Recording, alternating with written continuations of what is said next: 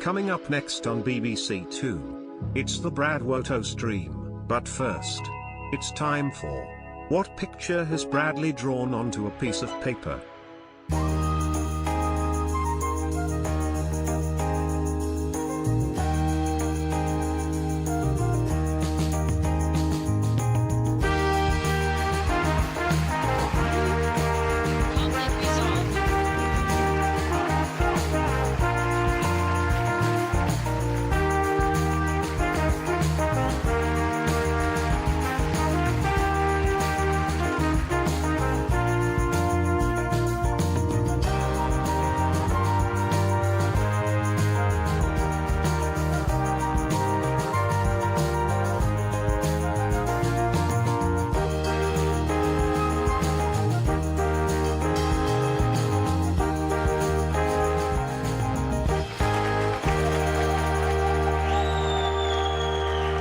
Boss, that's right. It's time to play a game. A Dungeons and Dragons game. But first, it is going to be... What is this? What picture has Bradley drawn? Why is there no music? Alright, cool. Well, it's already gone wrong. Oh, yes. Here, fuck it. Have this. Time. What did he draw? Let's see. Chat character. Okay. Chat character. Is that the only option? Any other guesses? A chibi dragon. Robot from Invincible. Cover of the YA novel. Hi Glitchy Wheel. Thank you for the 47-month resubscription. I'd recommend saving your subs for now if you've got them. 3 subs. Dilly Wiggle in a death stare. Ascalad. I said I recommend saving your subs for now. Your resubs. Born Pogasus. Listening. Guys. Open your ears. Will you open your ears? 2 more suggestions, please. Creepy mustachioed man. Yep, that's what it says. Shut up. It's spelled correctly. Any other suggestions? Could be anything. You can type anything in the chat. How do you struggle with this so much? Some days you guys struggle so badly. Or was it orcish? Ignore the subtitle.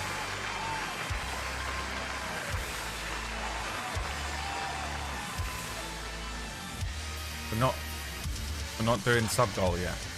We're not spinning any wheels.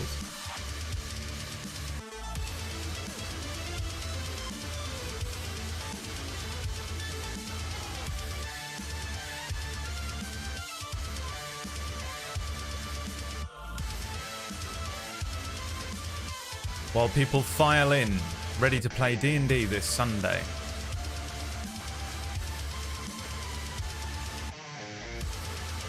We're going to play a game of What Picture Has Bradley Drawn and see if you can guess what I drew on a piece of paper for you today. A piece of picture for you today. Get you warmed up. There's going to be a lot of democracy while we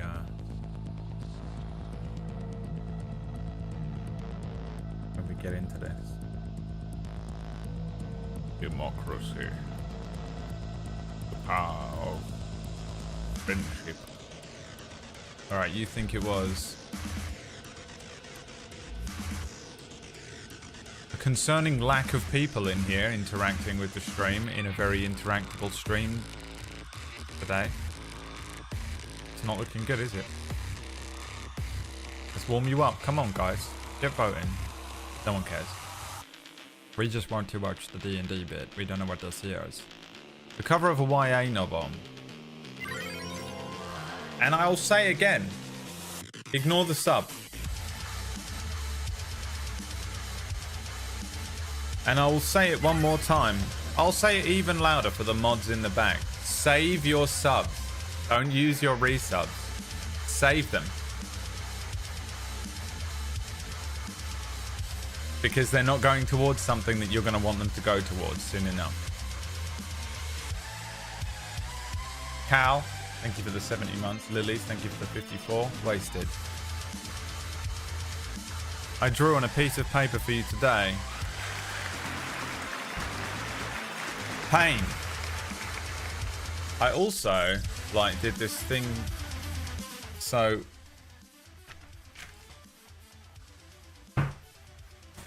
when I color in these things, I put, in order for the color not to bleed through onto my desk or onto whatever's underneath it, I have another piece of paper under there, and I also just used another piece of paper just to test, you know, how the pens look or whatever.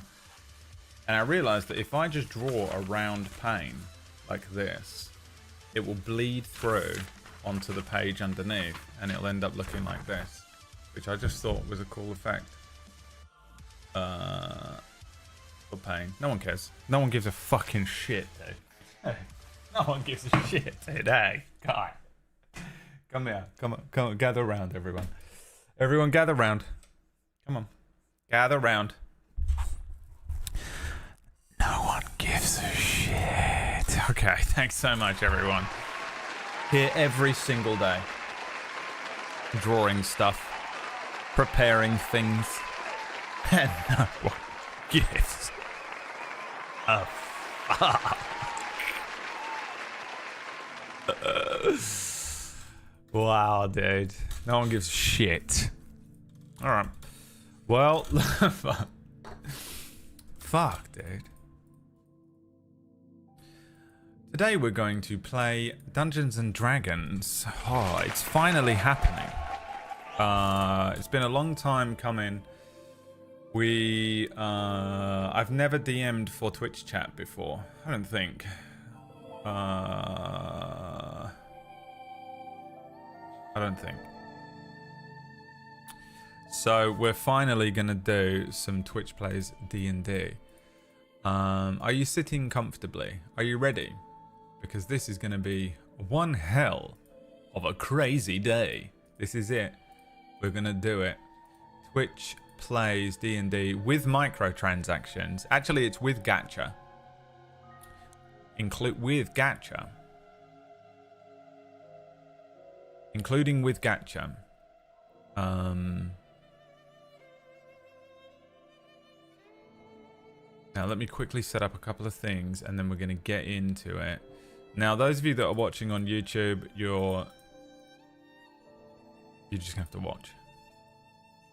Not a lot you can do about it because all of the stuff that I've got set up only works with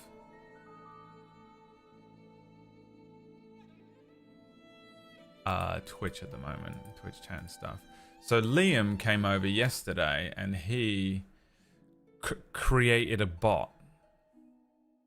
I don't know how he did it, but he just got up, came here.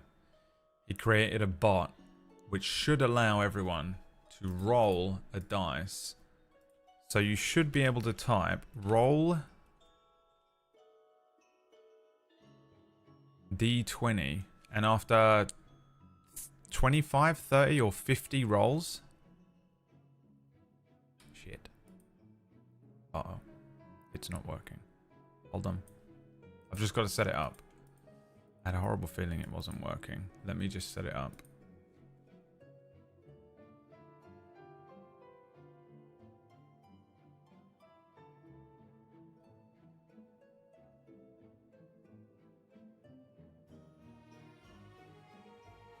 Don't ask me how I did it. I just did it. It was hard. This is almost exactly what he did. Let me restart the bot.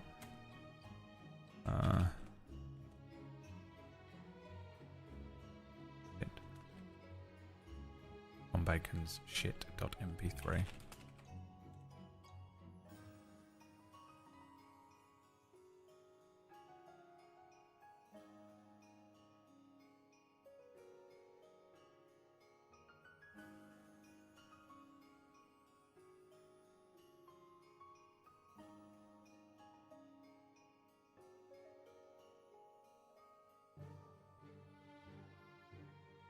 I tested this last night and it was working.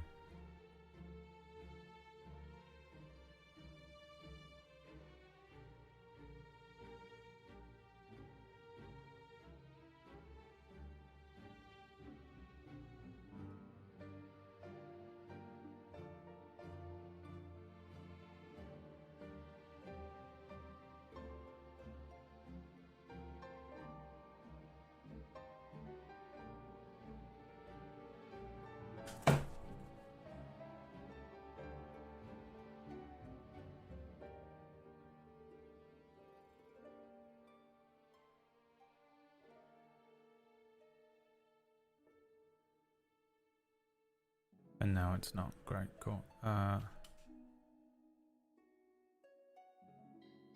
I'm doing my own programming.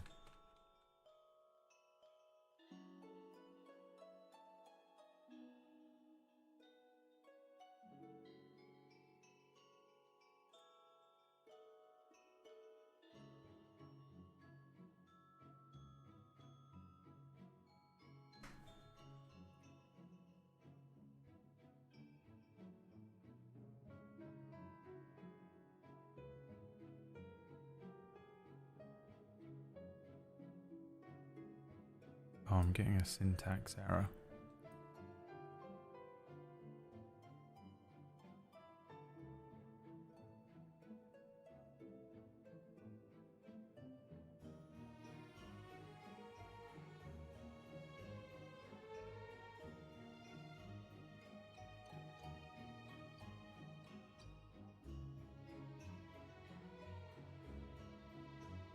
I knew this was going to happen.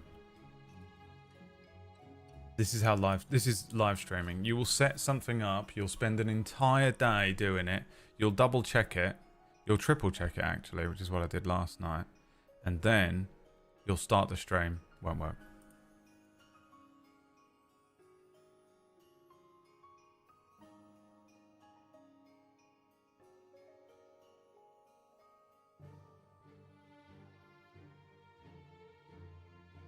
This doesn't make any sense.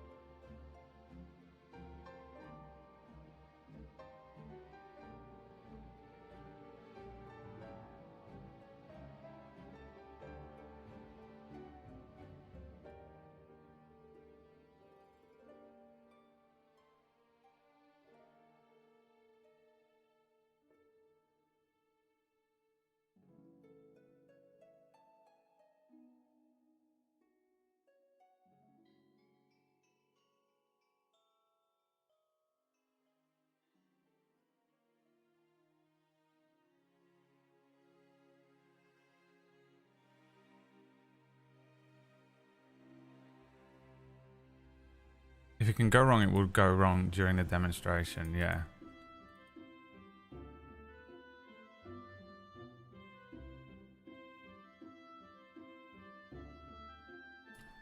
This is bullshit. There is absolutely no way they've upgraded this thing overnight.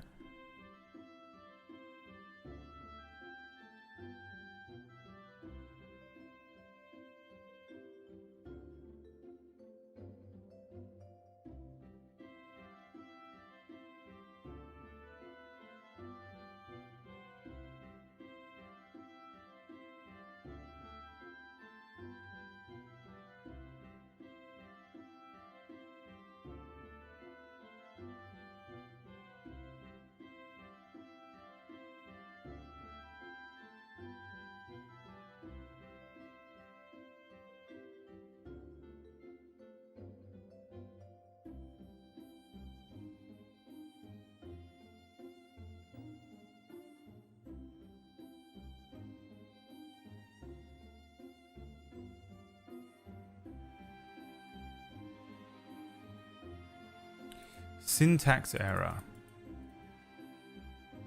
The error message indicates a syntax error due to the use of an F string, musical term in coding, which suggests that you might be using a version of Python that does not support F strings. But why did it work yesterday then?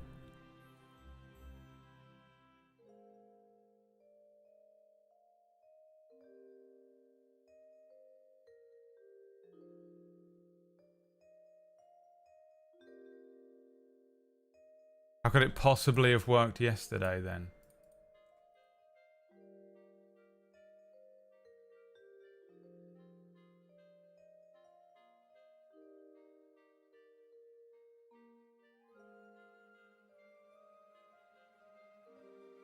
You're lying.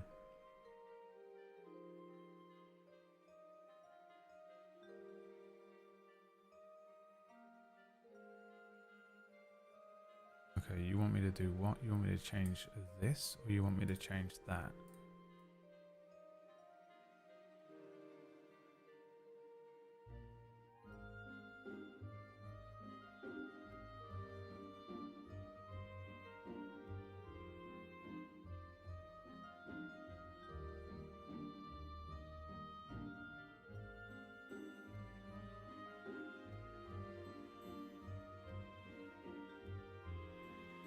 Ain't no way this is gonna work, but I'll try it.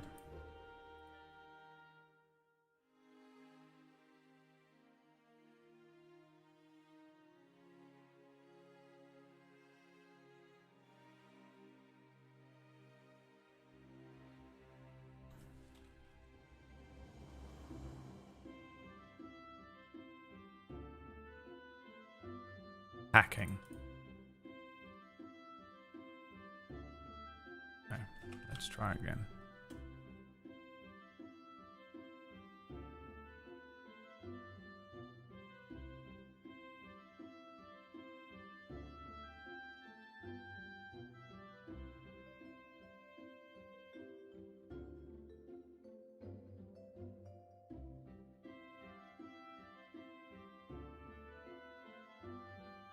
It did work.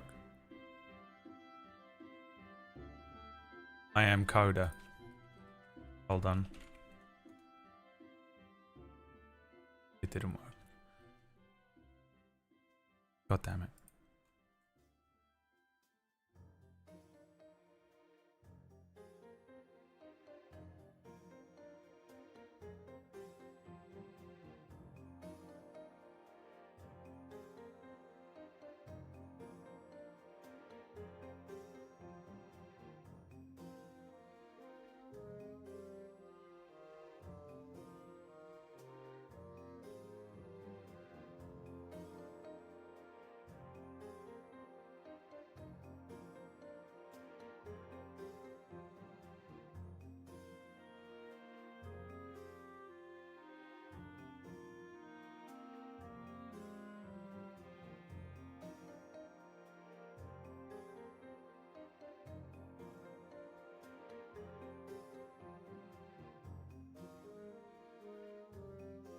Hmm?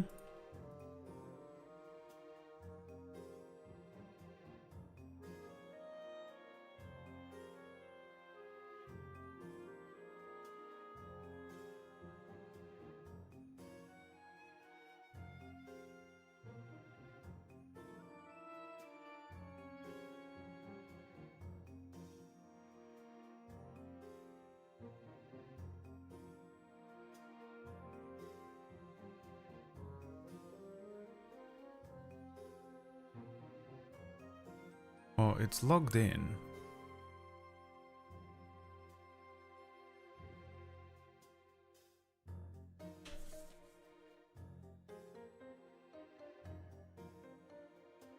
So it should be running, but it isn't.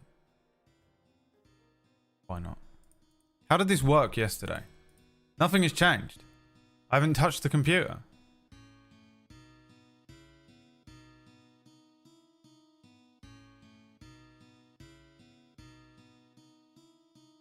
Nothing has changed. The Lee Evans joke where he says about how you wake up one day and your hair looks good, and then you go to bed and you wake up the next day and your hair looks absolute shit and there's nothing you can do about it. It's the same hair. It's the same hair, but why does it look so shit today? Same hair, same water, same place, same everything. But your hair looks like shit today. Why? It's the same hair.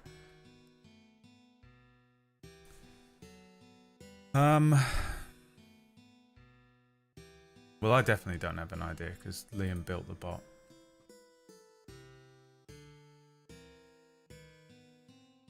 What if I close this and then try replacing this again?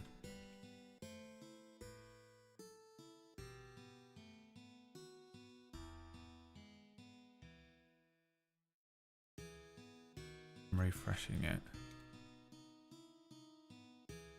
No way this is going to work, but I mean, it doesn't make sense that it doesn't work today.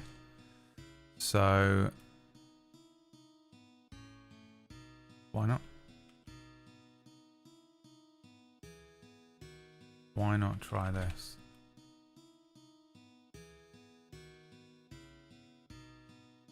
Yeah, okay. So now I'm getting that syntax error again.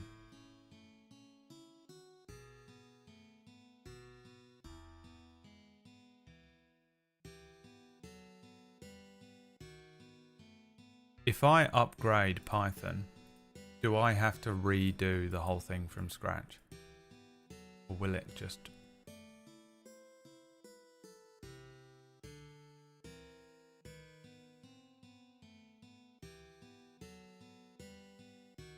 Python 3.6.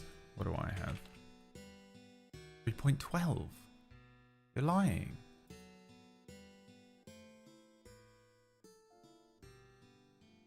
Python F strings 3.12. Yeah.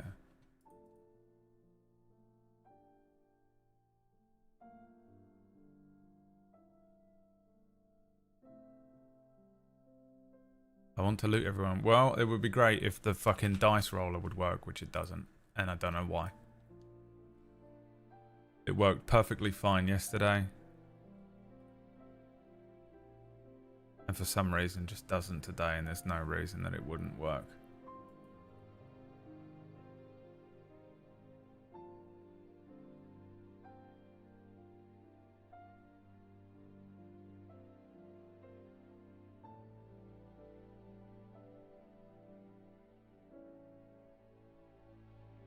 I have this horrible feeling that it saved the wrong text file, Liam.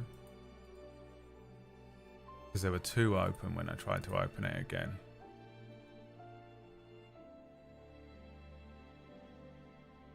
No, Floral. This has been a thing I've been working on for literally like a month now.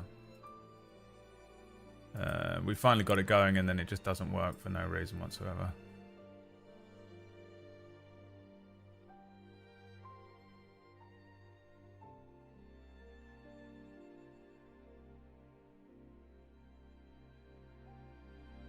So I can get it to log in if I change this to this. Wait. No, this to this. But then it no longer rolls the dice. So save that. Try again.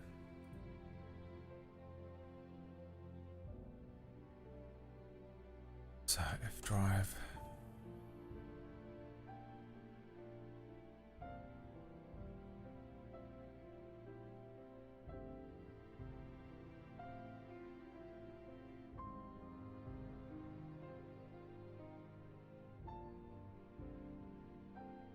Okay, it logs in, but it doesn't do all the stuff it was doing yesterday after it logged in.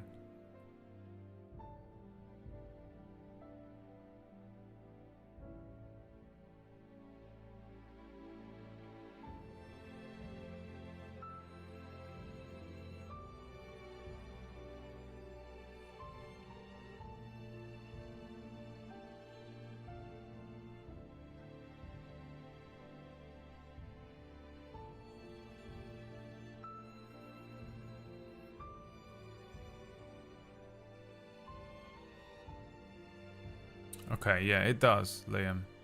But then the dice isn't rolling that.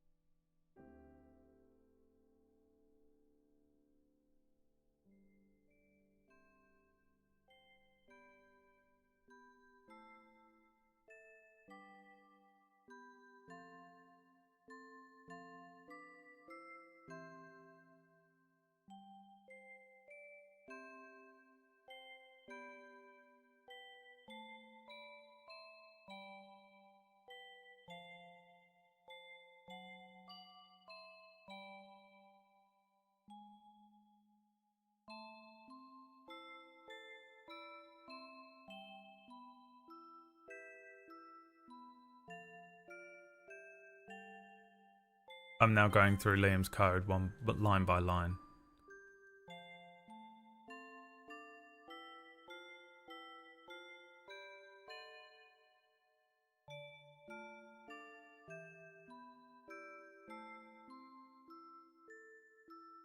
Oh, this is brutal. Okay, so this is all the same.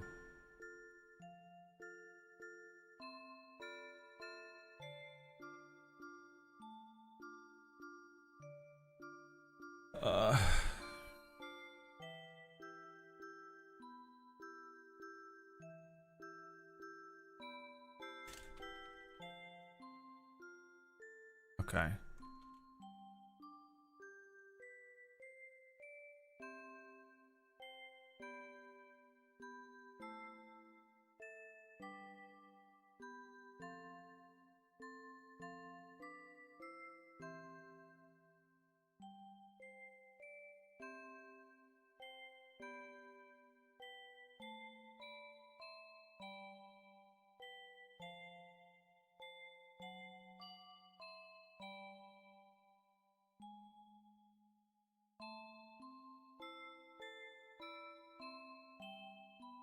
Shut up.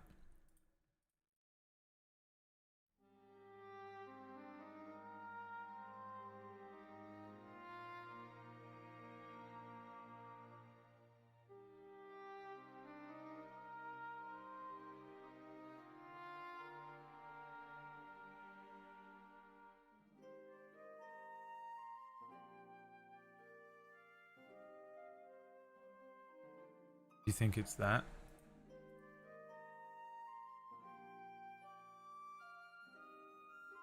Do I have to put that code in?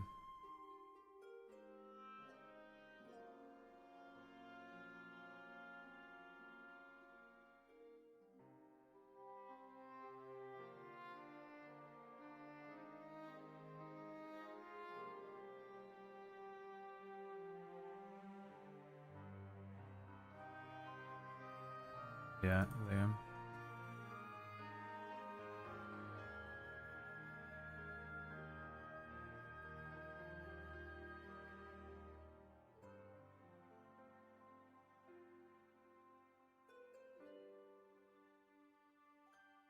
This.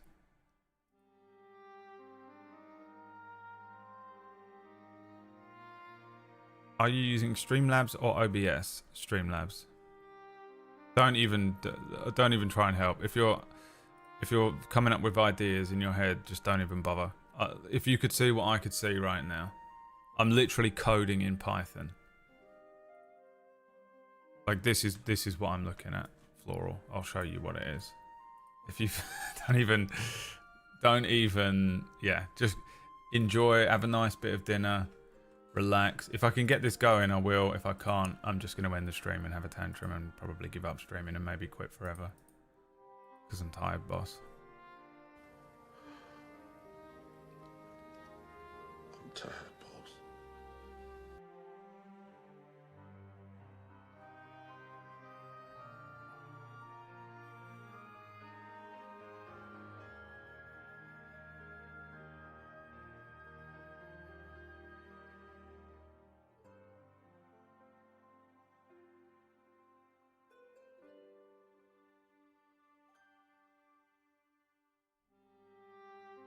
Okay. Right. And then restart this, I guess. See if it works. You think that's what it was? It could be what it was, because it was different, Liam. You might be right.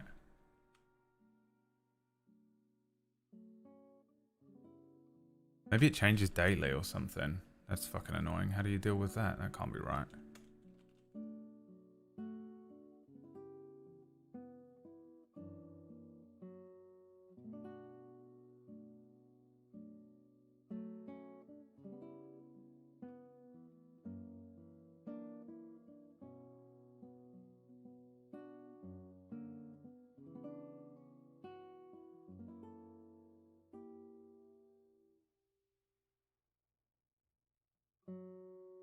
Damn. Thought that was going to be it. Felt confident then. Do I have to change it in the code as well? No.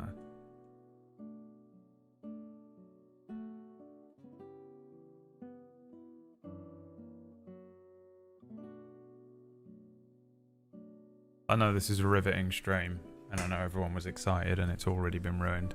I have that thing as well. What is it called? Where if it doesn't immediately go right, it's completely ruined forever, and I don't even want to do it anymore. Does anyone have that? Where if like a little tiny bit of it gets spoiled, the entire thing is ruined, and I don't care anymore, and I just want to go and play Farm Simulator 22 instead.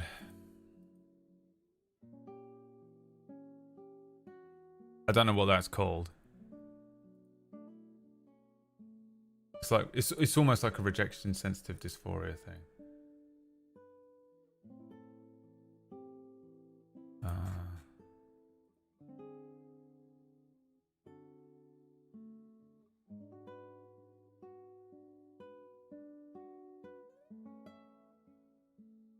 Yeah, it did save.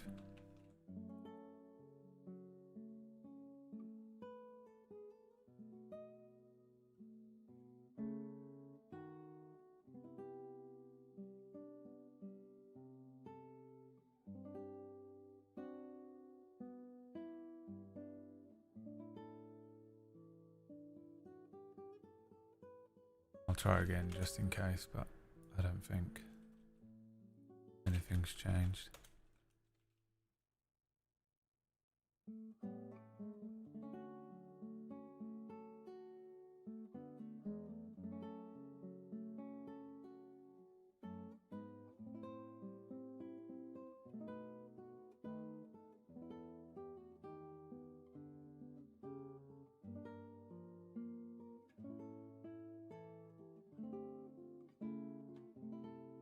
I could try one other thing, I guess.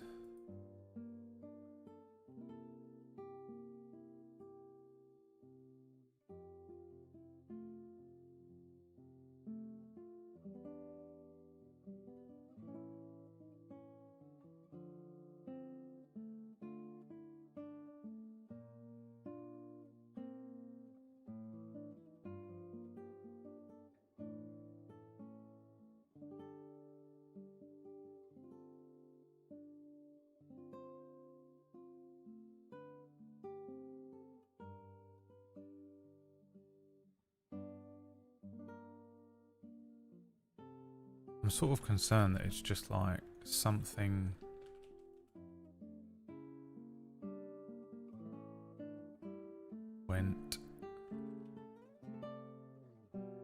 has changed overnight. We will never be able to figure out because it will be some sort of like weird Twitch thing. Okay, the syntax error is back. That's got to be it.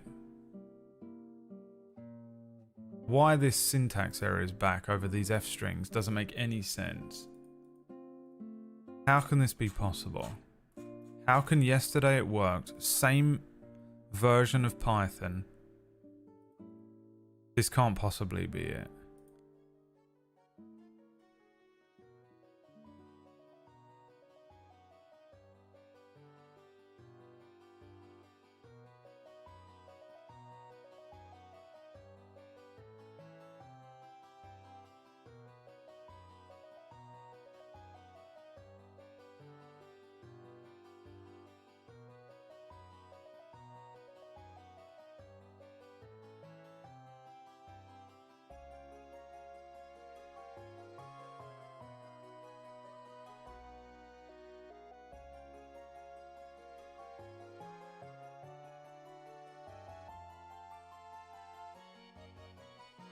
Yeah, I'm looking there.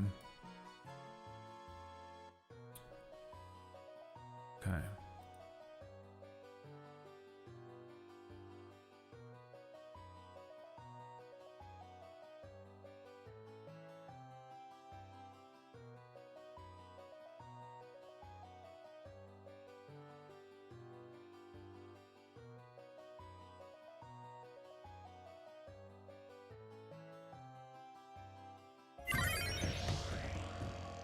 Three point 12.3.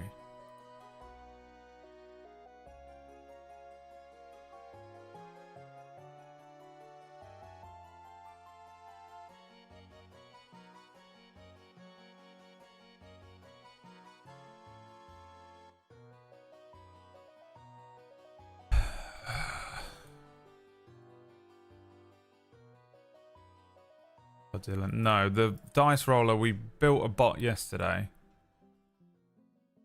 And is now just not working today, and it doesn't make any sense. I'm like, what I'm thinking I might do here is just fucking copy all of this. Make a copy of that. And then just literally redo this from the beginning. I don't even know what. I'm just going to undo Liam's work here.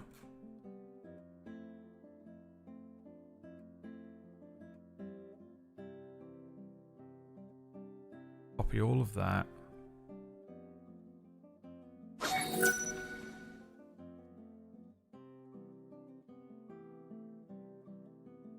Copy code.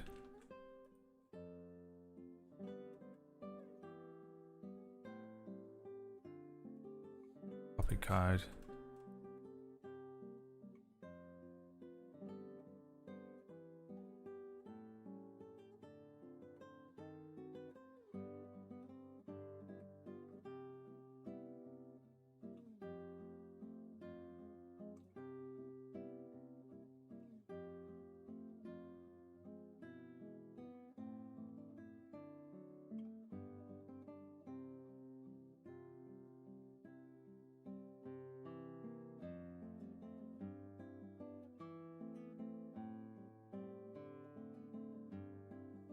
What happens if I just do this? Hold on.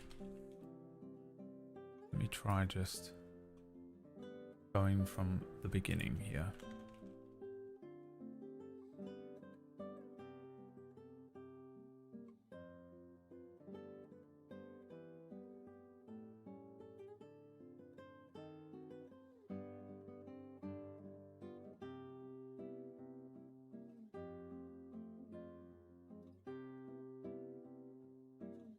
I've done it.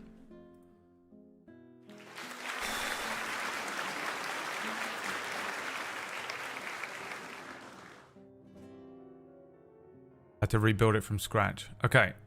It's going to take 50 rolls, and then it's going to pick one at random. Everyone try exclamation point roll d20. I'm now mentally exhausted and don't want to do it.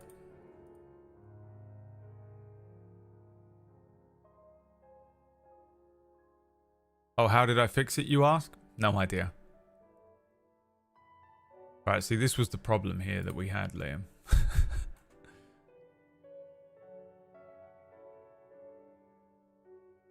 Which one do we... Where is it?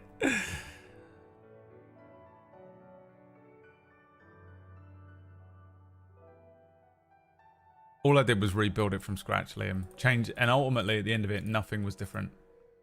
So I've got no idea.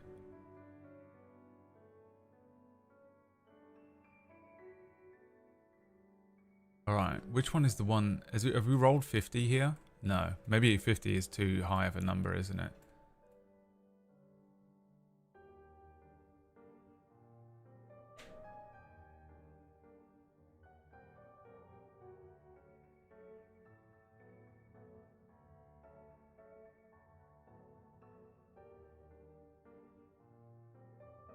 Too high. Okay.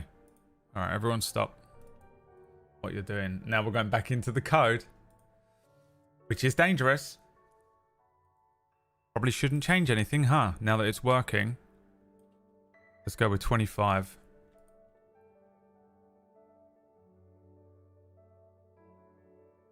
And I think...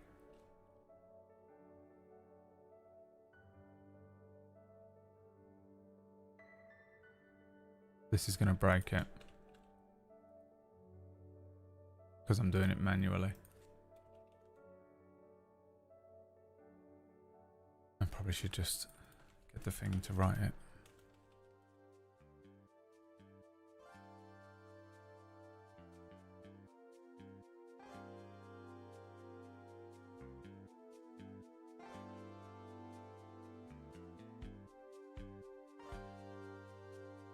Alright. Everyone roll a dice. We need to get 25 dice rolls, so you can roll multiple times.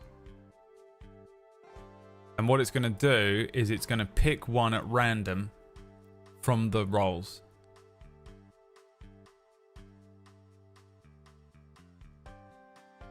winning roll. There it is. Now I wonder if I can change the wording on that to be like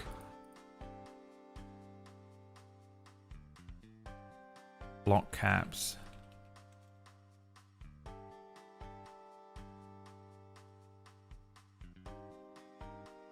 Wonder if I can even do it. Keep rolling. I might probably need to restart the bot. I am an engineer now.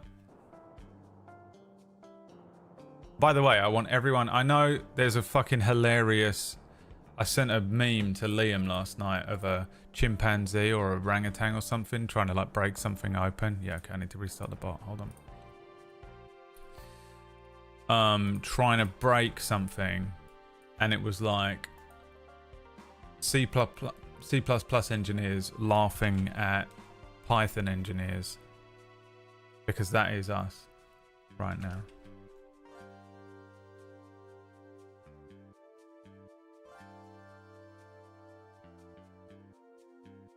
How long has this taken me? An hour? For fuck's sake. I'm exhausted.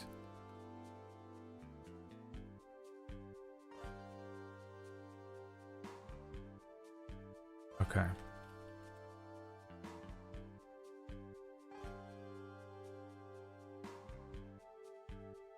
Alright. Roll 25 dice. Let's go. This is it.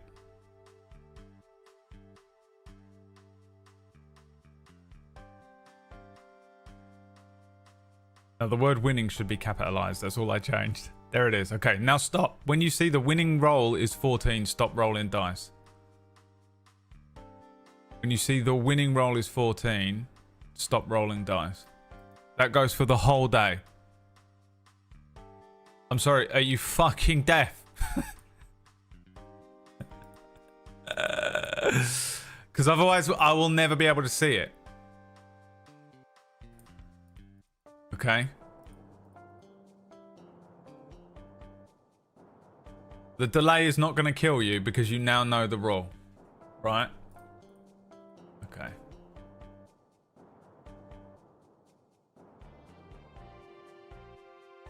All right.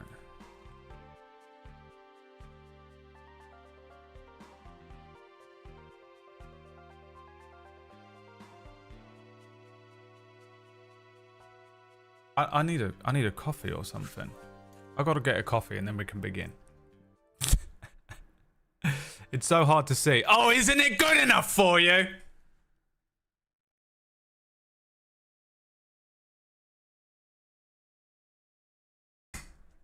I'm sorry, it's the code that me and Liam painstakingly wrote. Considering neither of us know how to code, when we created a bot from scratch, isn't it good enough for you? Damn! Who are you, my mother? What the fuck is this? Can you... How dare you fucking... You know, a 3-year-old comes in and is like, Father, I have Father, look what I have created. Father, look what I have painted for you. It is a composition based on movement and sound. Godzilla. This is Godzilla. Psh. Give me a beer, boy. Fine, I'll have it at me. God, you guys are fucking intolerant. Liam, what did I say to you yesterday? I said to him yesterday, he was like, oh, I've made this bot. Look, I've done this, right? Bear in mind, Liam did all of the hard work for the bot. All I did was somehow go in there and fix it, which was honestly, I think, probably even harder. I think it's even harder because I had to reverse engineer it, which means it was more work. So that makes me, I'm more intelligent than Liam, and I did more work than Liam did. It counts. I'm a QA engineer now. And that QA engineers are better than actual engineers because they have to undo the engineers' shit work.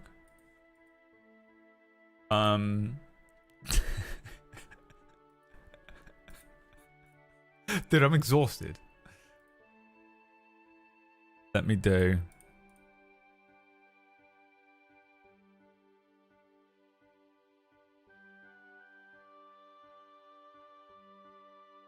Let me see if this works.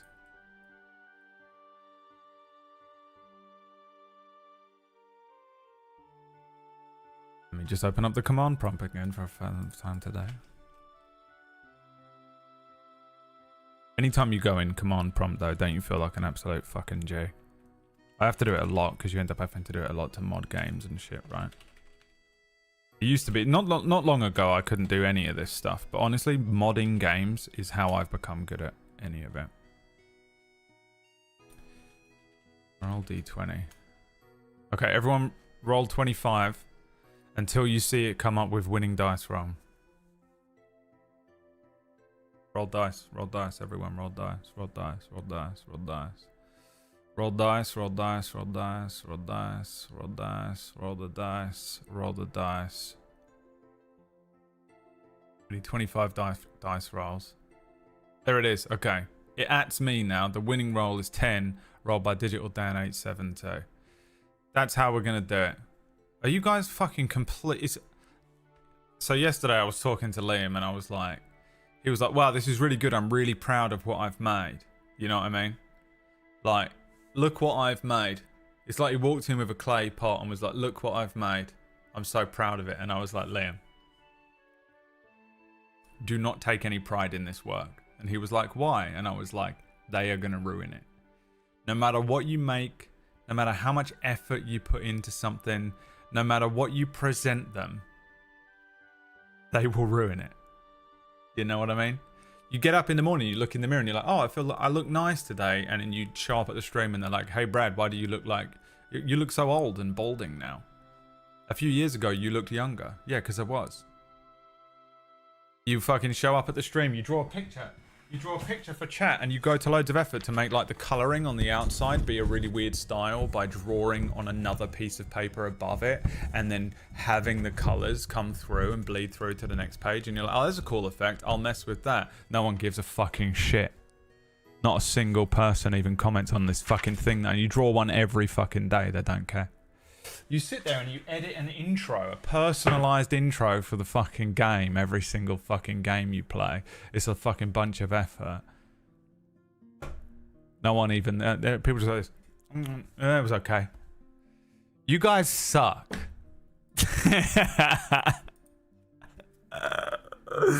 You guys suck so bad. It's fucking unbelievable how ungrateful you guys are. Alright, should we play some D&D? I need to make like a drink or something.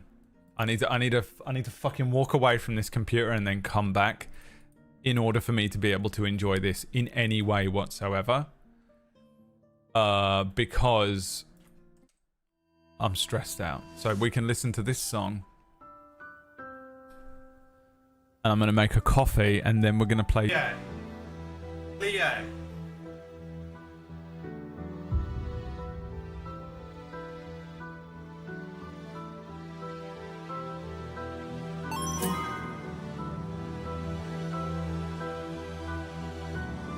Leo.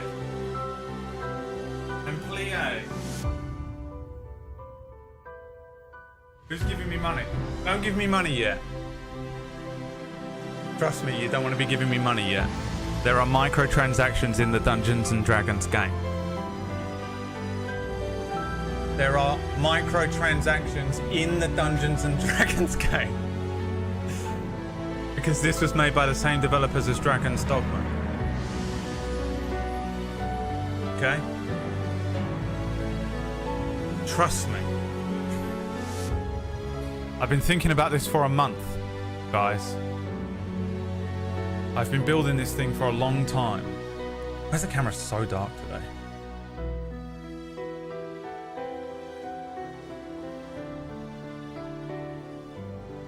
Is that better? It's probably my white t-shirt, isn't it? Spazzing everything out. I found this t-shirt yesterday in a box. Tony Stark found a t-shirt in a box with a back box of scraps. A box of scraps. Ah, see? A box of scraps, see? Guys, you're gonna trust me. We're gonna build everything, by the way. We're building everything.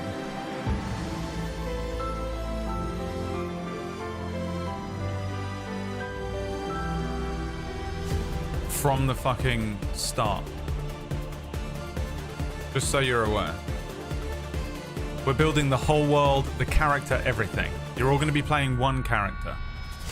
You're going to be like one multiple personality inside of one character.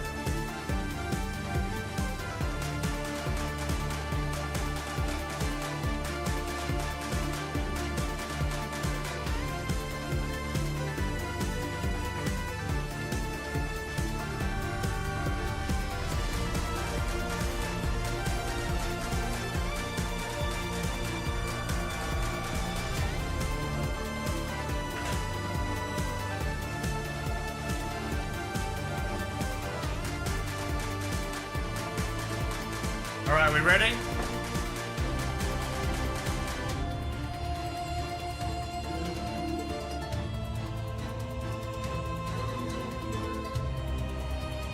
Look at that wiggle. Look at that wobble. No one does it. And that's a wobble. That's hip movement. That's why ladies love it.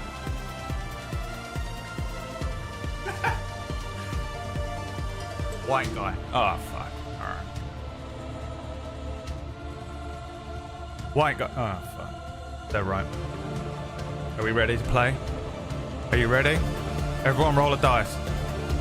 If you roll over a 10, we'll start immediately. If you roll under a 10, I'm going to go and do some housework. You got to hit 25 dice rolls and it will pick one at random. 18. Let's go. Are you ready?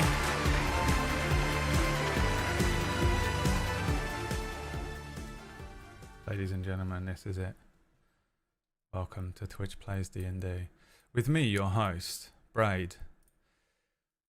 And here's what we're going to do, okay? We're going to get into it. We're going to get going. We're going to start with...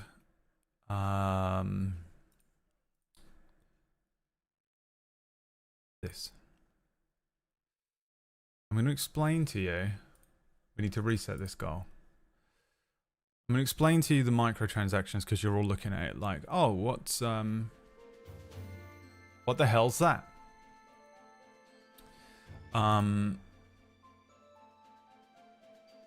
There is a dice spinner on the screen. So shit. And you can spin the wheel and a random effect will happen, right? And I'll tell you what's on the wheel. And you can suggest some more if you want. And they're weighted. Well, one is a completely random encounter. A random encounter will immediately happen. Final Fantasy 9 screen break. One is a potion. You'll just get a random potion. You roll for it. One is a random item that you roll for. One is a random magical item. One is a boss battle. One is next roll is a natural 20. One is next roll is a natural 1. Another one is a trap. Another one is a teleport. I don't know how that works, but you will end up just randomly teleporting somewhere. One is 25 XP. Your character is going to level up. You have to... You're going to want to keep this character alive. Trust me when I tell you that. And I'll explain in a minute why. One is a wild magic surge. So I don't know if there's any other things you want to put on the wheel. Any good suggestions I will take. But that is the microtransactions gacha element of this, because I'm fucked and I need money so badly I don't know how I'm supposed to survive. So don't do it yet. Wait till we get into the thing. New equipment. You mean an item or a magical item? The D10,000 wild magic surge, 100%. Yeah. Gain an NPC is not a bad one.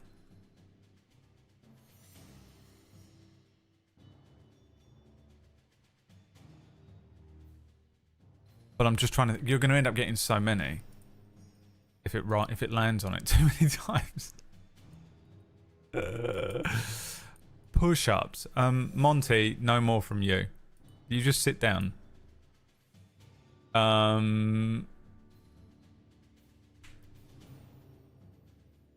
Now, what we have here is a completely blank Roll20, right? Nothing on this Roll20 at all, because nothing has been built, okay? In this Roll20 is a character that we're going to build together. And his name is Gary. That's why you need to keep him alive. Monty's completely fucking broken at this point. Monty always was sort of like not with it, but my god, he's absolutely off the deep end now. We are the character is going to be called Gary. You are Gary. Finally, the day you've all been waiting for is that you are going to become Gary. Would you like to make the character first or the world? Because we're going to completely randomize the world as well. During this, for this thing. Let's see here. So, create first. Gary. The entire world. Where is it? This one. The choice is yours. The choice is yours.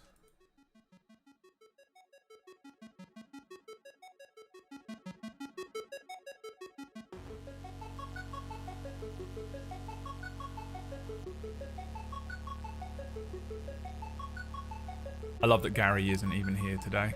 When he finds out, when he shows up.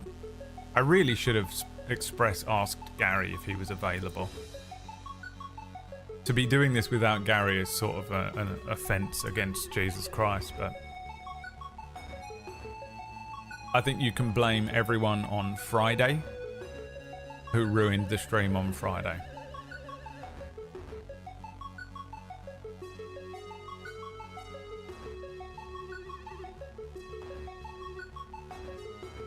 Anyone who's a Table Story fan, anyone who's ever watched any of my Table Story shows.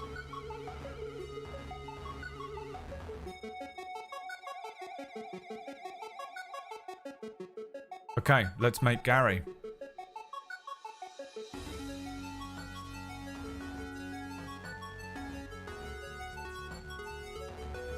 Let's do it. Alright, so how do we want to do this? So this is it's going to be quite hard to randomize. I guess we'll do votes. We'll have to do votes, I think. Or...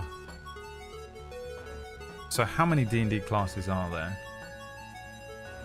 I'll do the character mancer. Do I actually have access to all of the classes in this? Okay. 1, 2, 3, 4. What's the difference between... What's EK? Eberron? What's EK? Whack? I don't know what books I've got because my Roll20 account is really weird. Roll20 were like, here's all the books, and I never got them all, but I might have them now. Artificer, Barbarian, Bard. Oh, you can't see the drop down list. That's annoying. Okay, I'll just say it out loud. Artificer, Barbarian, Bard, Cleric, Druid, Fighter.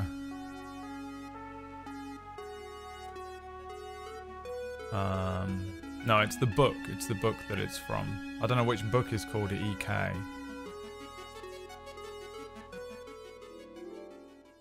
Right, a monk, paladin, ranger. You know what? We're just going to go with basic. I think we'll go with basic stuff. Okay. What class is Gary? I'll open up another instance of Roll20 down here for me.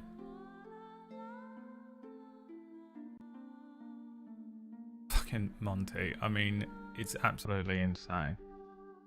Okay. We can do Artificer, Barbarian, Bard, Cleric, Druid, Fighter, Cleric, Druid, Fighter. I want you to bear in mind, by the way, you are going to be alone. This is a one-on-one campaign. Monk, Paladin, Ranger, Rogue. Paladin, Ranger, Rogue. Sorcerer, Warlock, Wizard. Sorcerer, Warlock, Wizard. Alright. The choice is yours. They're just about on there. Which one, what class would you like to be?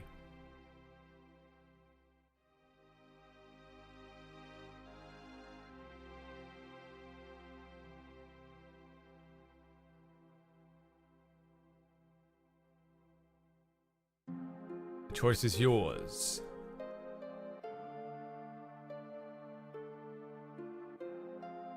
Wizard, Paladin, Druid, and Barbarian seem to be working. I understand the choice behind Barbarian and Paladin. Druid, I guess because you can, is also a decent one to be soloing, because you can turn into something. You can also summon friends, I suppose. Wizard is a mad choice. Wizard is an insane choice. That's who he's soloing with. Wizard at level 20, no. Wizard at, well, I mean, I guess we'll just have to make you level 3. I don't think it's fair to make. Do you want to be level 1 or level 3?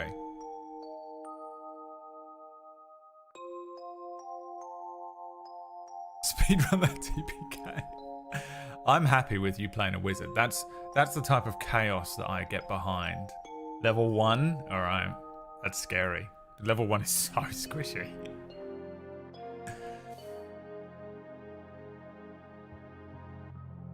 With the wheel of power exists. There is the possibility of getting 25% XP immediately. My choices are like I'm RPing Gary. You are RPing Gary.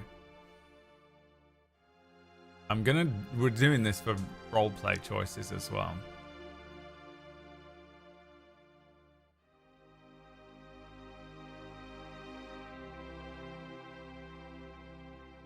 Right, looks like Druid has won.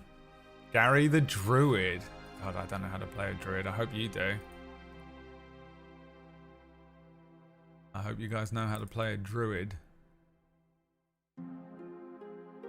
Okay, race.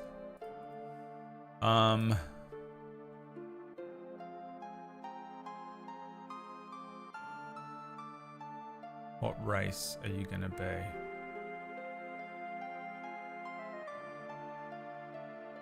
What race is Gary? Asimar? Dragonborn? Dwarf? Elf? Gith? Gnome? Half elf? Half orc? Half ling? Human? Or tiefling. Those are the options. I'm not doing any weird ones just because it's just going to be annoying to try and do. The choice is yours.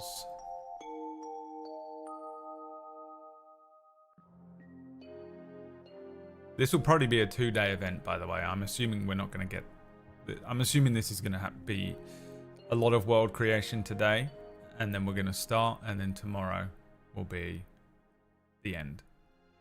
I can't imagine that we're going to do everything today. But I don't know. You might immediately die.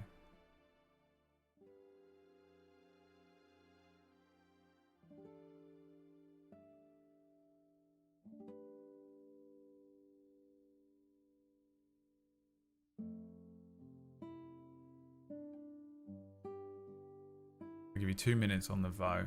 Again, if you're watching on YouTube, the dice rolling... and the interaction for the poll and votes and stuff won't work, so you're going to have to come over to the Twitch channel, twitch.tv/bradware. It's the only way. It's the only way to interact. Otherwise, hopefully it's interesting enough to watch and listen to if you're on the YouTube channel. Alright, looks like it's between Dragonborn, Dwarf, and Gnome. That's my chat. That's my chat right there. People picking Gnome over Dwarf are crazy. This is what I'm talking about. Whoever voted 6, my children. Not min-maxing, not being a sweaty little fucking D&D loser. Going straight in for the fucking gnome, dude. That's what I'm talking about. Bloody fuck you, bloody! Fucking mother, bloody fuck bitch! Yes, we're going to play a gnome. Hello, my name is Gary. I wonder if I can do a gnome Scottish accent. Let me try and get a Scottish accent in my brain. Oh, bastard, you wee Scottish bastard.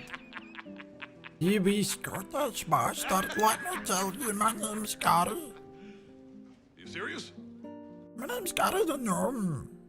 You wee bastard. Have you been to Glasgow lately? It's so difficult to do.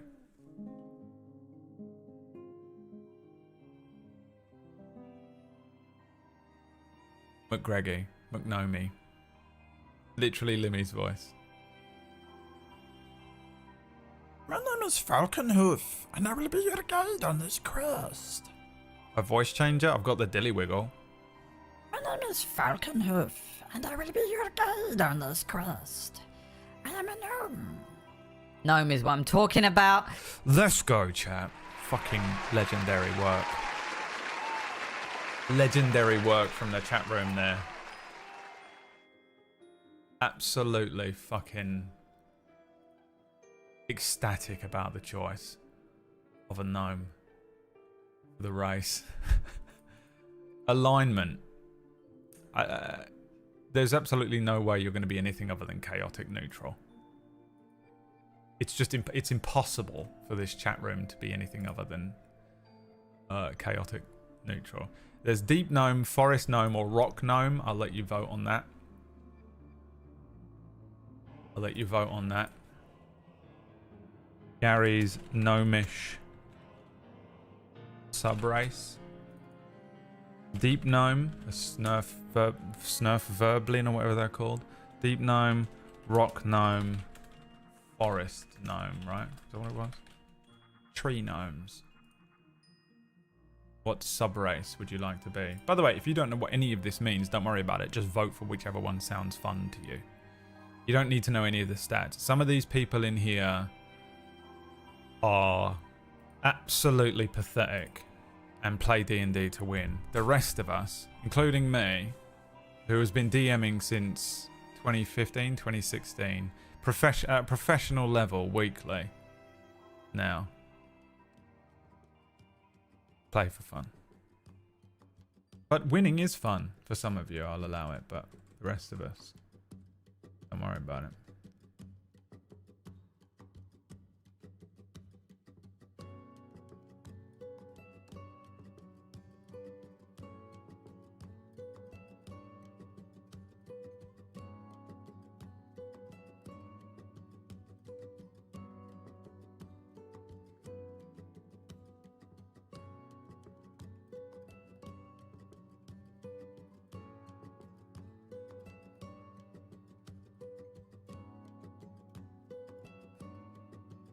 Forest gnome it is. Sold. Okay. So let's see what this gives you. There's still more stuff to choose. No, there's not. Alright, a forest gnome. As a forest gnome, Gary, that's you, you have a natural knack for illusion and inherent quickness and stealth. In the worlds of D&D, forest gnomes are rare and secretive. They gather in hidden communities in sylvan forests using illusions and trickery to conceal themselves from threats or to mask their escape should they be detected. Forest gnomes tend to be friendly with other good-spirited woodland folk, and they regard elves and good fae as their important allies. These gnomes also befriend small forest animals and rely on them for information about threats that might prowl their lands. You gain a +1 to your dex score. You know the minor illusion cantrip. Intelligence is your spellcasting ability for it. Speak with small beasts. Through sounds and gestures, you can communicate simple ideas with small or smaller beasts. Forest gnomes love animals and often keep squirrels, badgers, rabbits, moles, woodpeckers, and other creatures as beloved pets. Floral foxes is a forest gnome in real life. Okay, so you are a humanoid creature. Your size is small. Your speed is 25. That's 25 feet per movement sort of turn. Languages, you can speak, read, and write Common and Gnomish. Gnome Cunning. You have advantage on all intelligence, wisdom, and charisma saving throws against magic. That's big. Remember that. Man, I'm tall. Nope. Dark vision. Accustomed to life underground, you have superior vision in dim conditions. You have dark vision up to 60 feet. That means you can kind of see in the dark up to 60 feet. You get a +1 to Dex. You know the minor small thing. Okay. Class is Druid. So, holding a gnarled staff wreathed in holly, an elf summons the fury of the storm and calls down explosive bolts of lightning to smite the torch-carrying orcs who threaten the forest. Whether calling on elemental forces of nature or emulating the creatures of the animal world, druids are embodiment of nature's resilience, cunning, and fury. They claim no mastery over nature. Instead, they see themselves as extensions of nature's indomitable will. So, you weapon proficiencies are club, dagger, dart, javelin, mace, quarterstaff, scimitar, sickle, sling, and spear. Although I thought druids can't use metal. Armor proficiencies: light armor, medium armor, and shields. Shields. Okay, you can now choose 2 proficiencies. So the top 2 most voted will get 2. We'll put 2 votes in for this one. No iron. Choose 2 skill proficiencies. And the options are Arcana, Animal Handling, Insight, that's like reading people's body language to know if they're lying and stuff. Medicine, that's, you know, obvious. Nature is like identifying animals and things like that. Perception is what you can see. Religion is like what you know of certain religions, and survival is how much like Bear Grylls you are. You can vote for 2 options in this one. Vote for any 2. The choice is yours. You can vote for any 2, and you just write 2 numbers in the chat room with a space, or you can do 2 different messages. So you can write like 7-4-6-8 or 5-8 or 2-8. Get 2 votes here. Pick any 2 to be proficient in. So this is what Gary will be good at naturally based on his druidic background.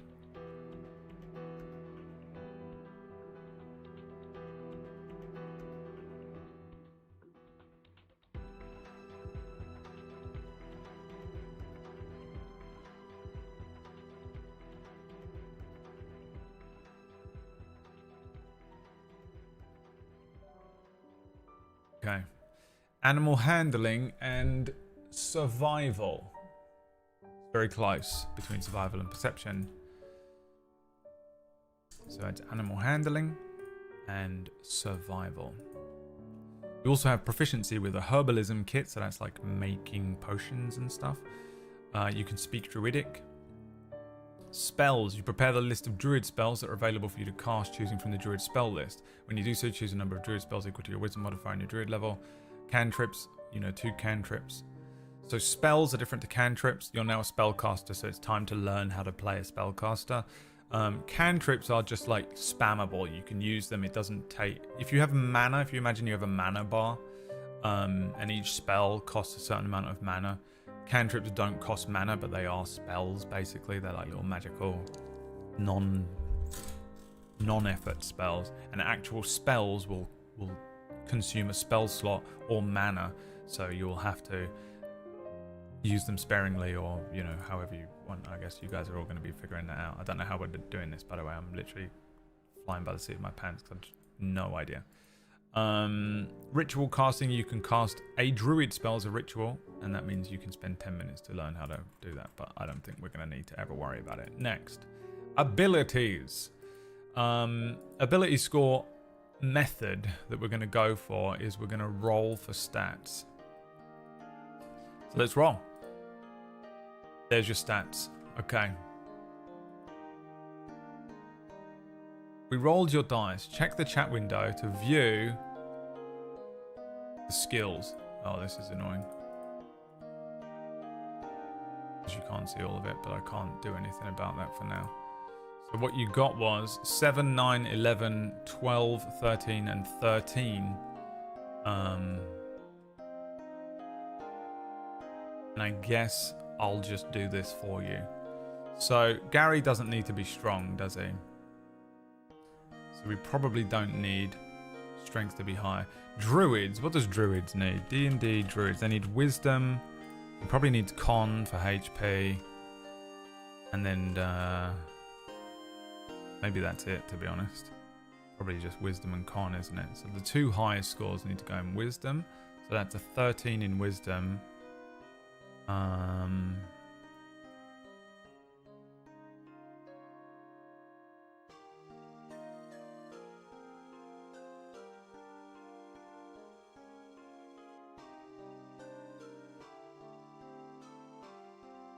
And then he probably wants high HP, I would go.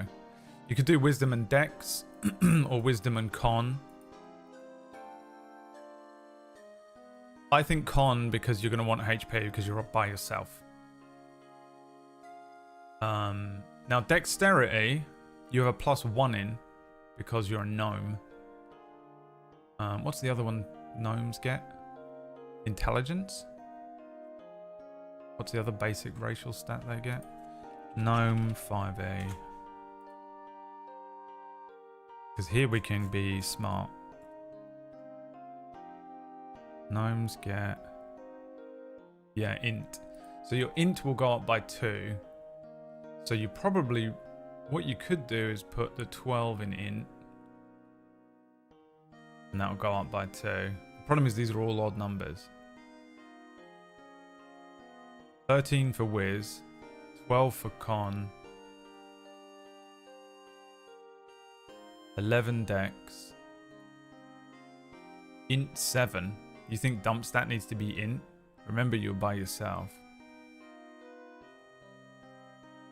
I would say strength needs to be 7 because you're never going to use it. And then int maybe 11 or 9. Gary does not have high charisma, let's be honest. He sort of accidentally has high charisma. I mean, this is Gary the gnome. He just happens to be called Gary. Why are they odd numbers? Those are the numbers you rolled. But it's awkward because you get the stat boost. I would go int 11 and charisma 9. Wait, what's the other one you've got here? Dex. Oh, Dex gets a +1, doesn't it? Could go Dex 13, Wisdom 11. That might be better. Because that 13 will become 14. Wait, no, we want Wisdom, Con... what else are we missing here?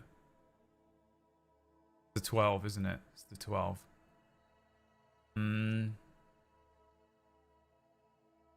If you make the... I mean, Constitution being a 12 will be the same as a 13, right?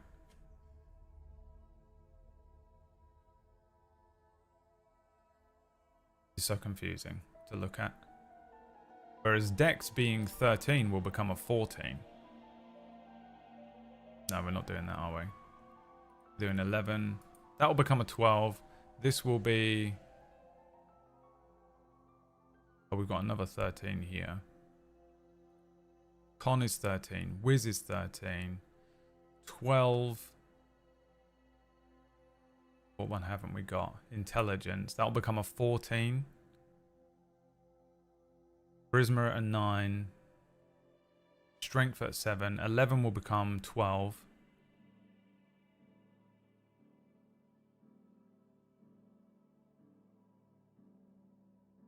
Wisdom 13 for spellcasting. Con 13 for HP.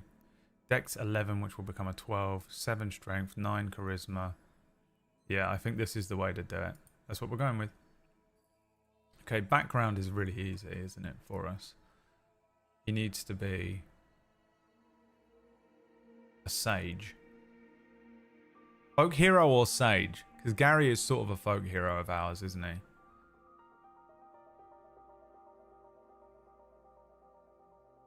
But he is also the D&D sage. He's the sage of ancient knowledge of D&D. Folk hero. Alright, folk hero it is. You come from a humble social rank, but you are destined for so much more. Already the people of your home village regard you as their champion. That's true. We regard him as a champion. You get a tool proficiency. Now, Gary is Scottish, which means he's got brewer's supplies. That's the end of it.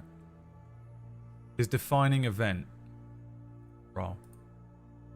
A celestial, fey, or similar creature gave me a blessing or revealed my secret origin. Personality traits, we're rolling all of them because it doesn't matter. I get bored easily when am I going to get on with my destiny? I have a strong sense of fair play and always try to find the most equitable solution to arguments. Ideal freedom. Tyrants must not be allowed to oppress the people. Bond. My tools are symbols of my past life and I carry them so I'll never forget my roots. And his flaw is that I have a weakness for the vices of the city, especially hard drink. Yeah, Glasgow. Gary. Scottish. Okay, equipment. Start with the class equipment. A wooden shield. Or any simple weapon. He needs quarterstaff and a shield for sure. Absolutely needs a shield and a quarterstaff. He can make iron bro. Yeah. Alchemist's supplies, brewer's supplies. Iron brew is alchemy. We'll give him alchemist surprise. That way you can make potions. Spells. I am going to roll 1, 2, 3, 4, 5, 6, 7, 8, 9, 10, 11, 12, 13, 14, 15, 16, 17, 18. The first spell you get is Control Flames. The second spell you get is Thorn Whip. 1, 2, 3, 4, 5, 6, 7, 8, 9, 10, 11, 12, 13, 14, 15, 16, 17, 18, 19, 20, 21, 22. The first level spell you get is so 22, 21, 20, 19, Purify Food and Drink. Trash tier spell. And 22, which is Thunder Wave. Okay, you have Purify Food and Drink and Thunder Wave.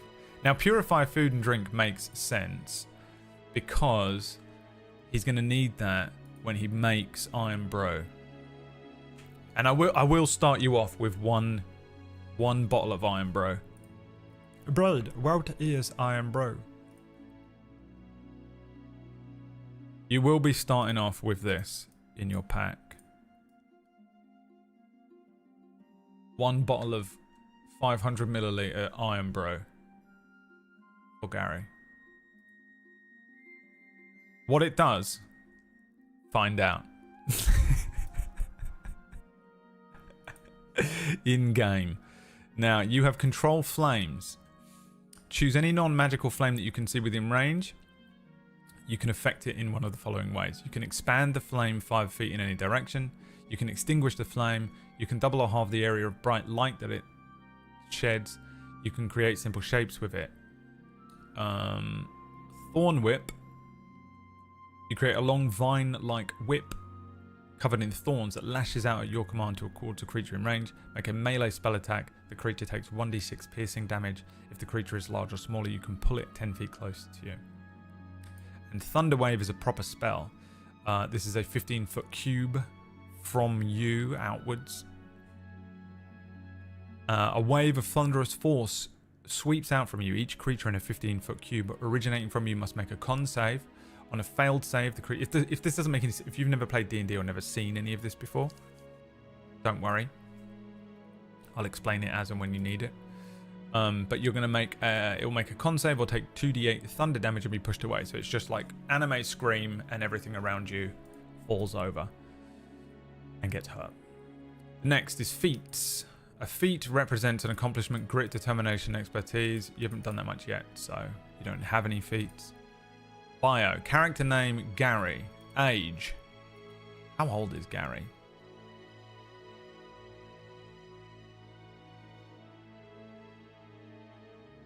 They can live up to 350 years old. /R 1D 350 plus. We want to make him at least 16. Right, so plus 15. He's 190 years old. Height. Gnomes are between 3 and 4 feet tall. How do we roll that one? 1D 3 plus 2. Is that right? He's 5 feet tall. He's fucking well tall for a gnome. Weight. Gnomes weigh around 40 pounds. 1d40 plus 40. No, we want to do 1d10 plus 40. He's 46 pounds. Examples of something that weighs 46 pounds. An Olympic barbell. An elephant's heart. A 14-year-old girl. Okay. He weighs the same as a 14-year-old girl. Eye color. Random color. Generator.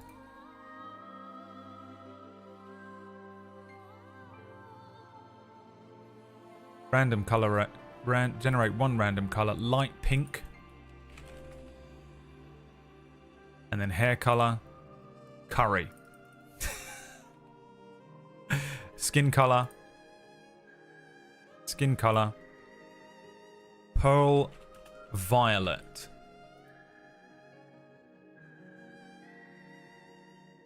So he's got light pink eyes, curry coloured hair, and pearl violet skin. Hey, artists, you know what? Mid-Journey. Create. No, imagine.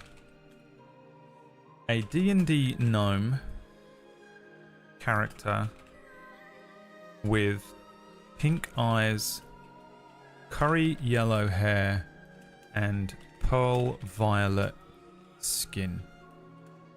Thank you. Next. Okay, review, apply changes, building your character. Let's go, dude. Gary lives. Level 1 druid, a folk hero.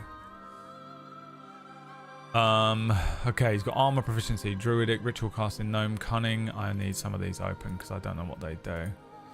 Dark vision. I'm gonna add dark vision in here. Oh no, it's in this one below, isn't it? Somewhere. No, it's not. Alright, never mind. I'll just remember it. Natural illusion. Oh, he knows the minor illusion cantrip. That's in there. Great. Rustic hospitality. Since you come from the ranks of common folk, you fit in among them with ease. You can find a place to hide, rest, or recuperate among the other commoners. Unless you have shown yourself to be a danger to them, they will shield you from any... This is me. This is me coming back to my... Moving back to my hometown. I've got it. The image has been immediately drawn. This is, without a doubt, what he looks like. I can't believe how much Mid-Journey just smashed this out of the park.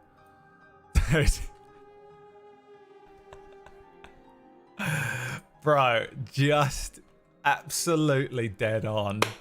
That is so good. There he is. Gary the Druid. Just perfect. Absolutely perfect. Let me save the image. Gotta make a token now. Gary the gnome. In the Which Plays folder that I have on my computer. I'll make a token real quick for him. There he is. It's our boy.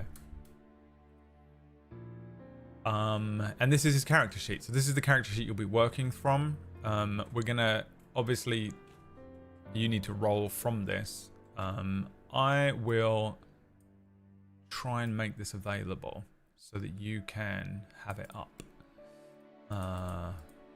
in a second. So give me a sec, because obviously I'm having to do a million things. All good, but I have to do a million things here. Oh fuck, screwed that up. It's not good. It's not good screwing everything up. Just clicking the wrong buttons all over the place. Crash my computer. Let me make you a token for Gary, because Gary needs a token.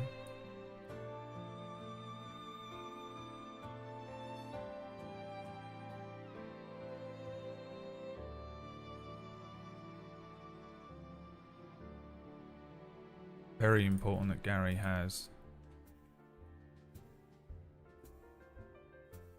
a token that we can use, because otherwise... Gary token.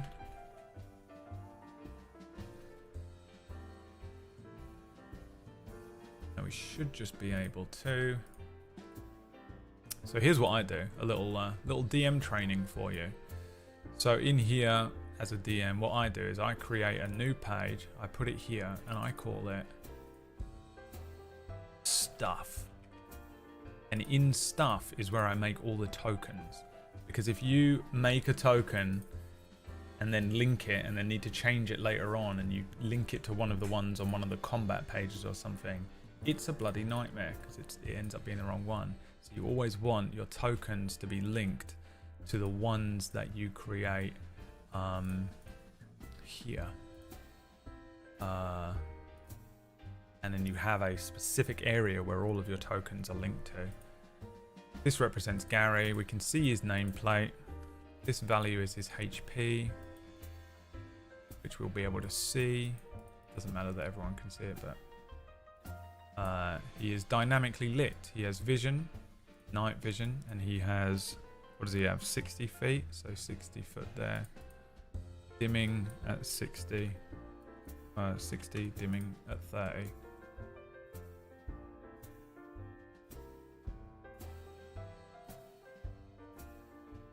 I think that's correct.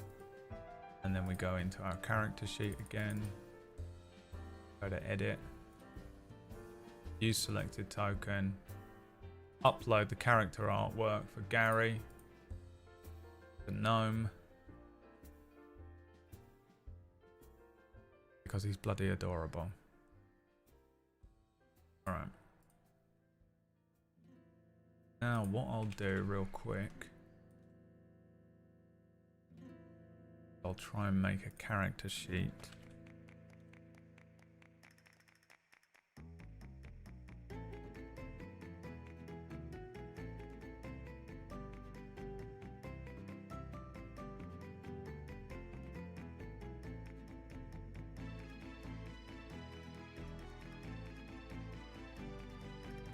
And I'll put it on an Imgur link, and we can...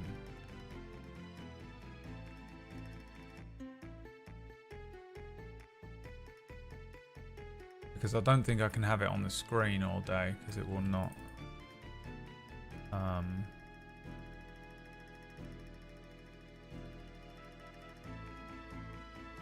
There's no real room for a whole character sheet, is there?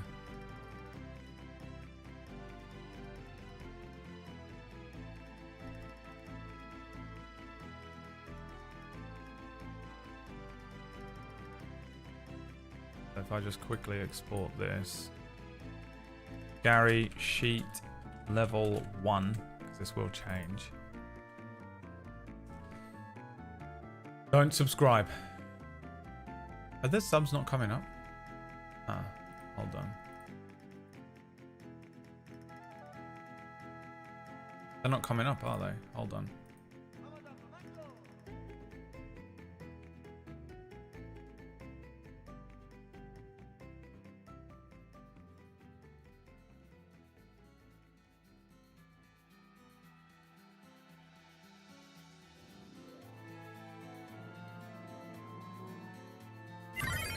There we go. Ruby, thank you so much for the sub.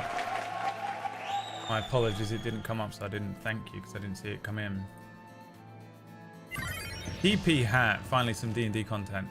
I recommend not subscribing because it's not going to affect the wheel because we're not playing yet. But when we get 10 subs, we spin the wheel once the game begins. And that is going to do a random thing in the game. So I recommend saving your subs. Now, how do I upload to Imgur? Imgur.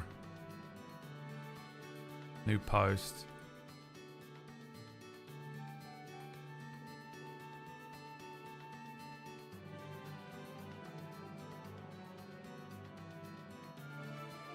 Gary, level 1.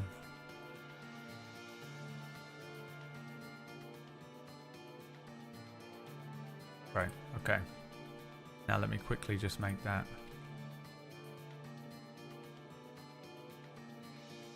Command. This is so much. This is literally as hard as DMing a fucking... I thought this was going to be easy and fun, and this has been one of the most stressful streams I've ever done in my life.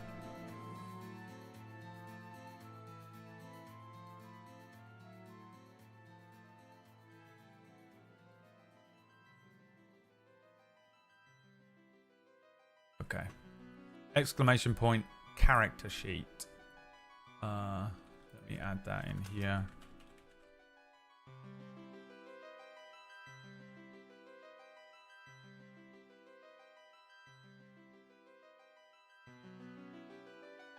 I might have missed it. How do donations affect the campaign? Donations don't currently affect the campaign. They just affect my ability to be able to eat this week. Because I had to pay rent. I paid the rent for this apartment to my old apartment.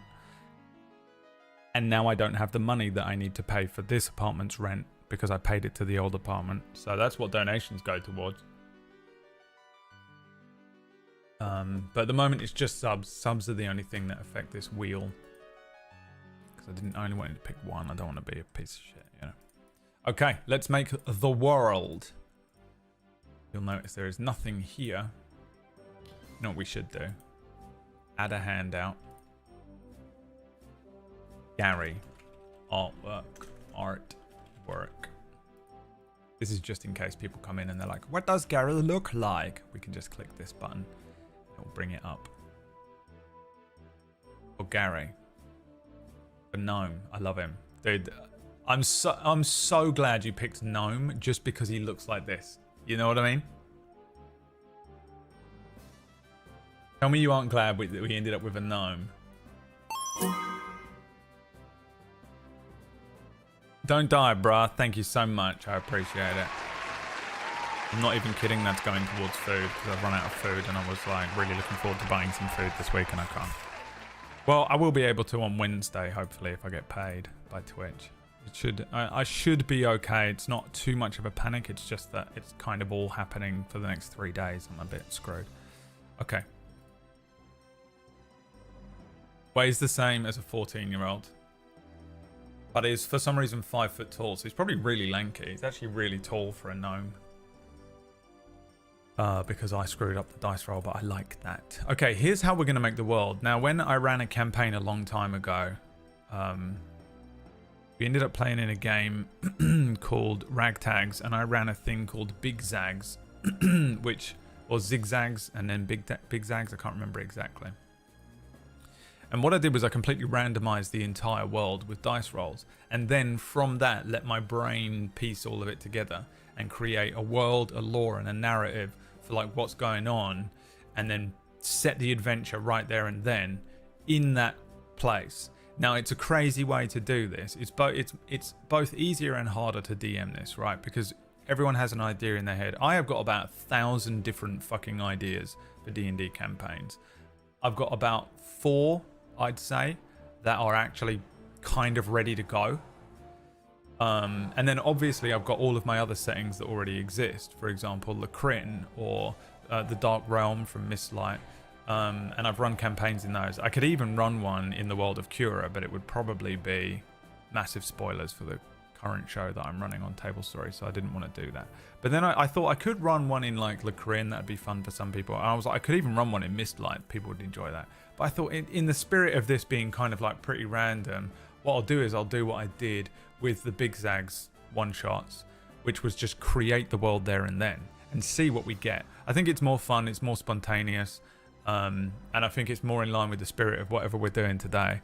Again, we'll probably do this tomorrow as well. So I'm going to try and get it all like down and we can actually get into playing the game.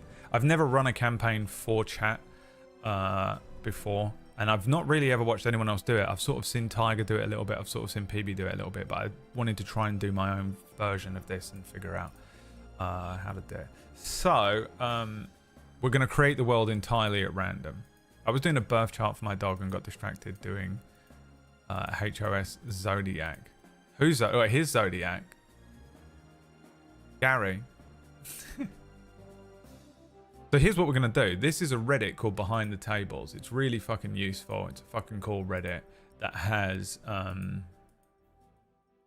used these tables to quickly generate a unique world geography for your players to play in. So what we do is we roll on this. Random world. D8 is size. The first thing is size. Then we do climate, land masses, magic, technology. Right? This is how we're going to build the world. Oh, you did Bowie Zodiac. What is he? You know his birthday. The size of the world is a D8. Now, any of the D20 ones you guys can roll, but we've only got a D20 in the chat at the moment, so we're doing this. So let's do it. Let's do it. Now I'm in the way of the dice roller, so we have to go over here for it. /R1D8. This is the size of the world that we are building. A 7. Is that big or small? Tiny. The world is tiny. Worldwide commerce is not unheard of. What does that mean, chat? Worldwide commerce. So let's write this in here. You know what? I think I can do this for this.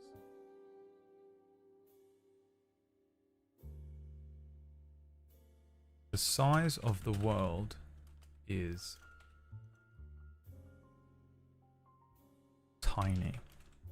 Travel and trade is easy. Oh, this is all of my campaigns because I find travel to be so incredibly boring that for some reason you can get from one side of the world in my campaigns in either 1 minute or 48 years. Global economic merchant Gary arc. Okay, next. I know this is a little cut off, so I do this. It's kind of hard to do all of it in one thing. Might be able to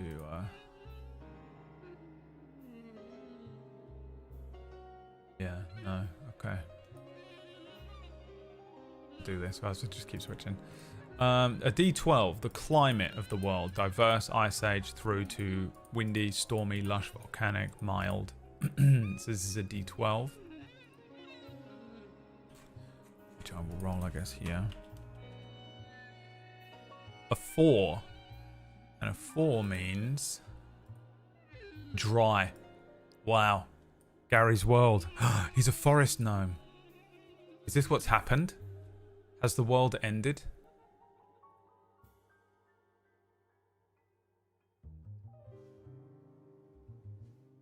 It's June, my Arrakis. The world climate is dry. The world is devoid of rain. Rain has stopped. Why? Kingmakers. This is how PB made Kingmakers. We're finding out how she did it. Okay, land masses. The world is composed of mostly oceans, a single... Imagine if it gets a 1. How do we work that one out? Several distinct blah blah blah blah blah. Let's go with is it a D10? 1D10 and 8. Many continents, some joined to others. Okay, so just a classic kind of world. Really? The world is composed of many continents. Okay.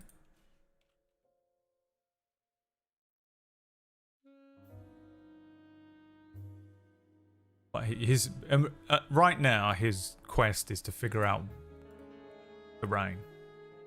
What is happening to the rain? Magic in the world. Non-existent through to wild is what's next. And that's a D8. On D8. Okay. An 8. Wild. Fuck.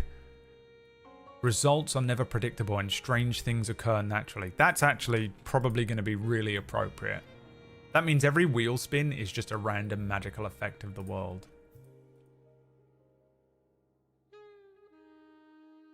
Magic in the world is wild.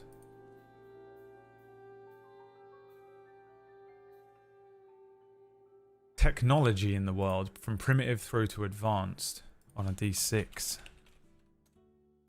Pretty advanced, slightly advanced. Gunpowder, as well as steam powder contraptions. Well, I'm starting to figure out what happened to the rain. A combination of wild magic and they've introduced steam power.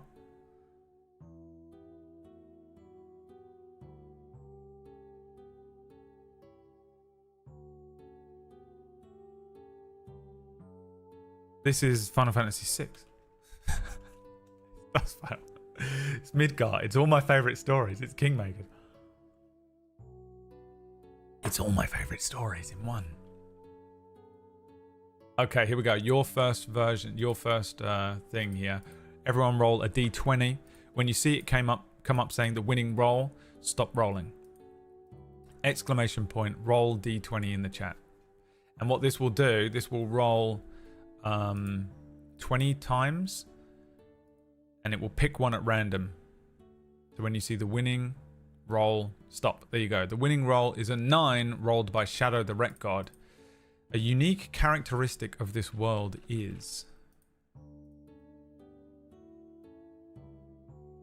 9. The pantheon of gods have been replaced by a single all-powerful god.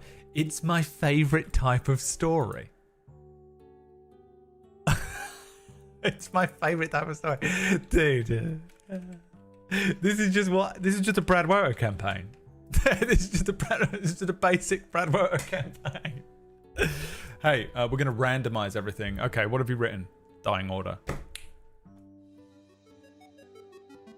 What did you write? Oh, you've created Dying Order.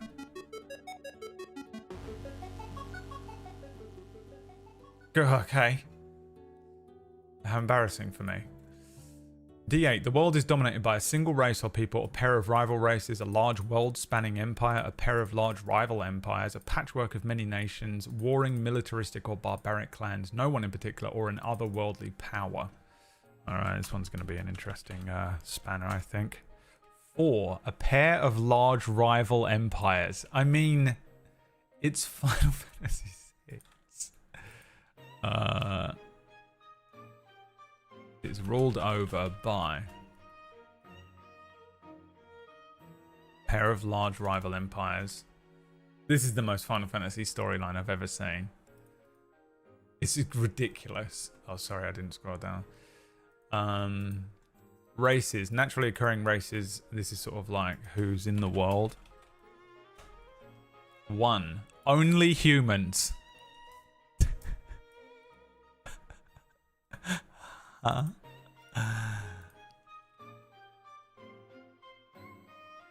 The world is filled with only humans. Gary is going to be a freak. Listen, Al-Gaib. He is not one of us. He is not born of us, but he knows our ways. Okay, so predominantly humans, basically. We're the only gnome. A cataclysm that faced this world in the past was... Go. Exclamation point, roll d20 in the chat. And it will pick at random a winner. Stop rolling when you see the winning roll. Oh, you guys have already done it. I'm taking the next one. I see how this is not going to refresh now, isn't it? Keep going. Keep going. I'm taking the second one. 11, rolled by Shadow the Wreck God again. Shadow, you owe me money at this point.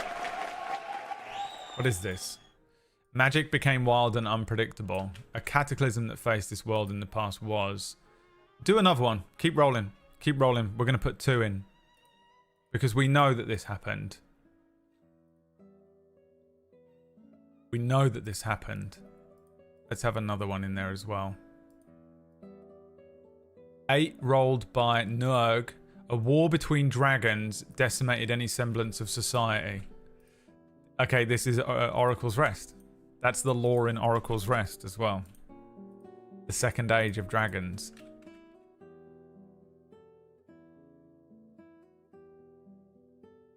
In the past, magic became wild and unpredictable, and a war between dragons decimated any semblance of society. But I'm guessing they've come back. This is fucking Mad Max. We're getting lots of different things going on here. A single all-powerful dragon god is a good shout. Okay, another set of D20s. Let's go. The world was created by... Individual legends may vary. Last one. The world was created by...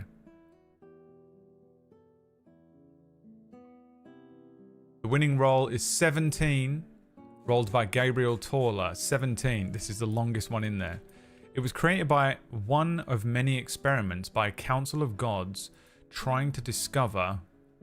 Oh my god, I've got to roll a D8.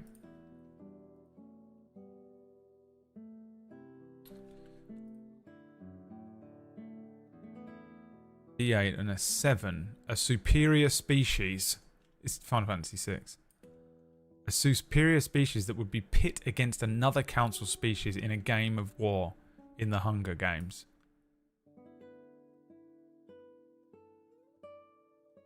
Now, what is a synonym of hunger?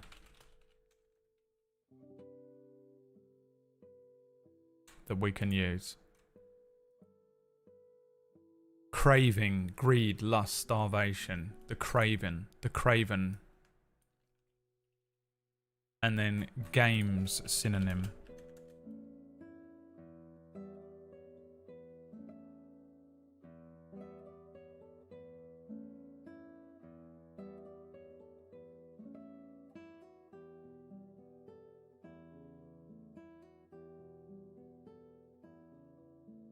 Trials.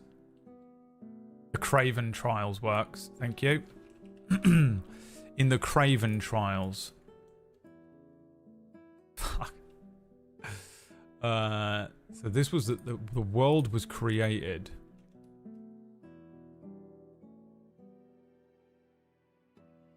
The world was created as one of many experiments by a council of gods trying to discover a superior species that would be pit against another council species in the Craven Trials.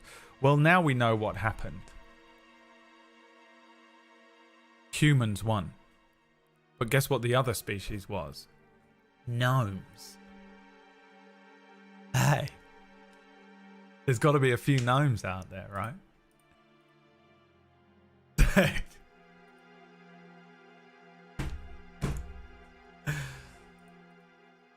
Okay. Now we need a world name generator. World name generator. Realm names.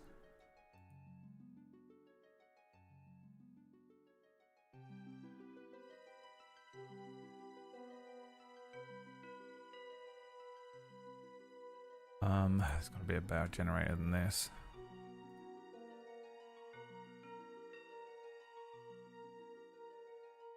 Okay, here's what I'm going to do.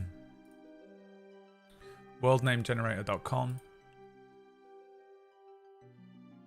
1, 2, 3, 4, 5. Okay.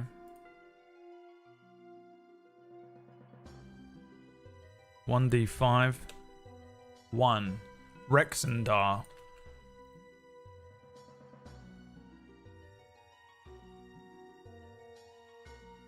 Is the name of the world. My fucking throat, dude. So what do we know about the world? Okay. Rexendar is a tiny world. The rain has stopped. I should write this, shouldn't I? Rexendar was a tiny world. I need the typewriter sound.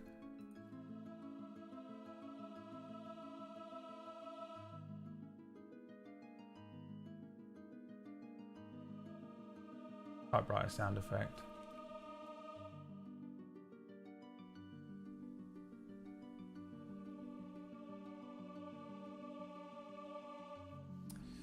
I don't know if this is ready yet, but let me try my Alan Wake screen.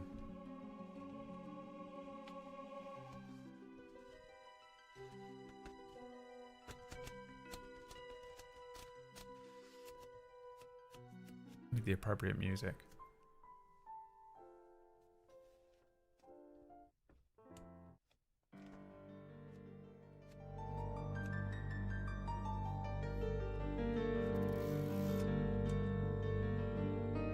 Rexendar. Rexendar. A tiny world.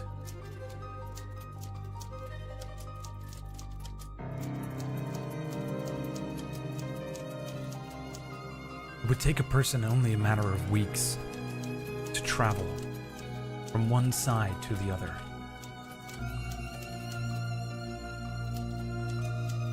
Once a lush and verdant planet, Rexendar has recently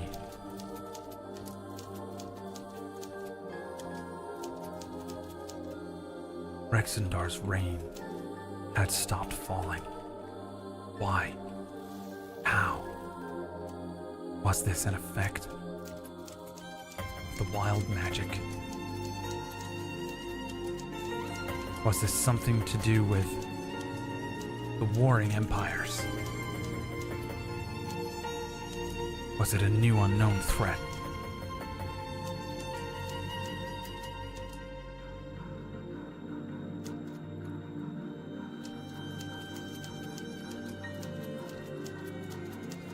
It was most likely the wild magic surges that happened all across the planet.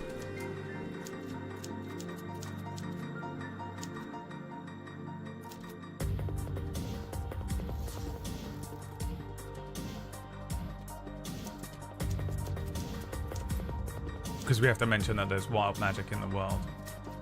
You know what? We don't. We did. We mentioned it. Or perhaps it was the new Magitech. Add word. And steam powered.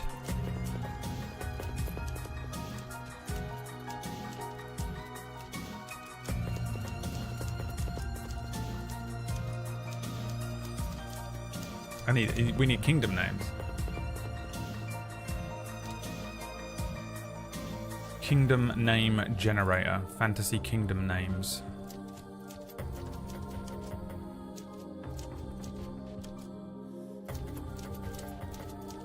One, 2, 3, 4, 5, 6, 7, 8.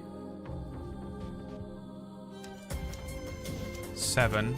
The Orc Union. Well, we can't do that one. Try again. 6. The Hutchton Matriarchy. Fuck yeah, dude.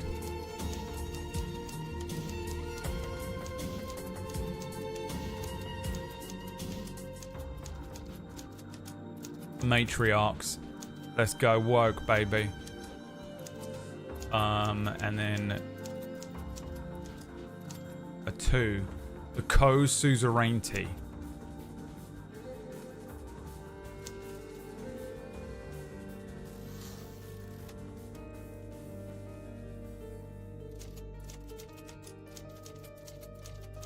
Perhaps it was the new Magitech and steam-powered technology from the Hutchton Matriarchy or Co-Suzerainty. Years. It needs to be like long ago. The Fire Nation, the world lived in blah blah. Long ago. The world was created as an experiment by the gods. They were trying to discover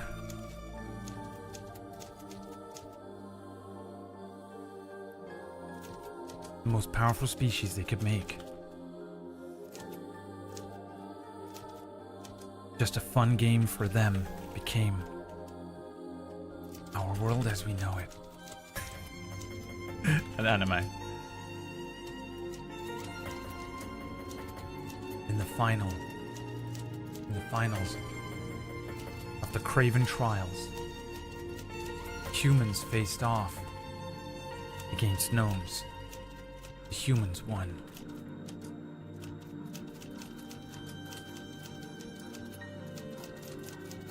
As a final test, the gods pitted the humans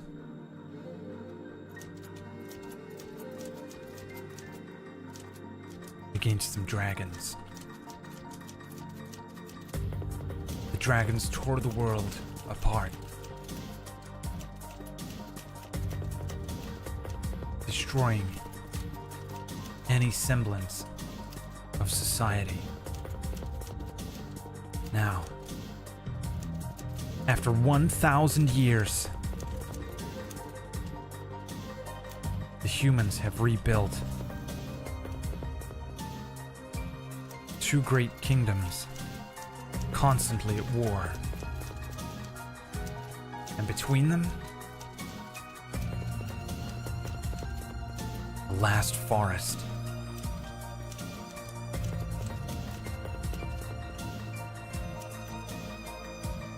The only place of green on our dying world. And inside that forest, the last gnome. My name is Gary, and this is my story. Gary! Yes!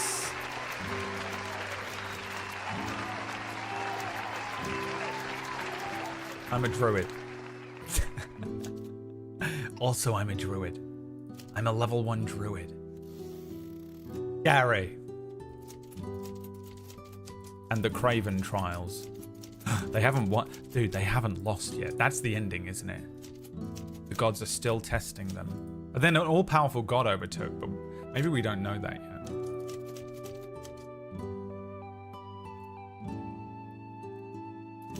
Maybe we don't know it yet. The Craven Trials are not over.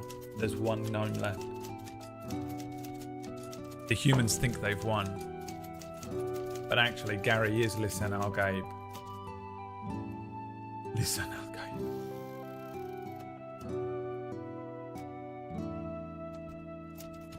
In the land of tartan and rugged terrain lived a Scottish gnome with wisdom untamed. A druid so dandy with a twinkle in his eye, he brewed a potion that made you reach the sky. With herbs from the glen and the moss on the stone, he mixed a concoction that was all his own. A taste of magic in a drink so true, he called it Iron Brew. Oh, guess he surely knew. From the tallest mountains to the deepest lochs, he shared his brew with the fae and the folks. From the wee little snails to the giants so grand, they couldn't resist the magic in his head.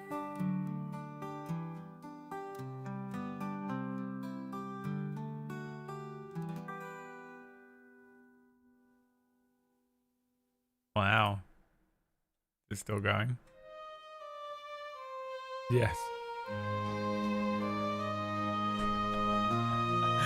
Dude, what is happening?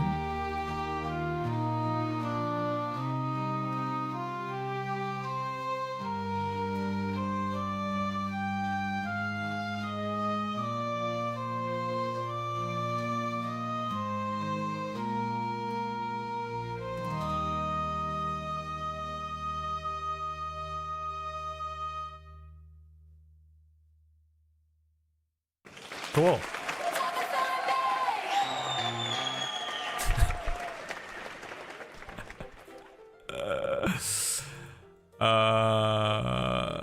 Okay. So I think we start in the forest, don't we? The Lost Forest.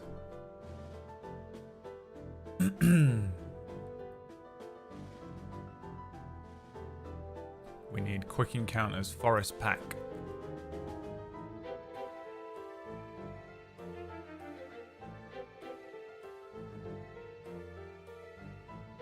Okay, we need forest pack 2, or the Great Woods, maybe.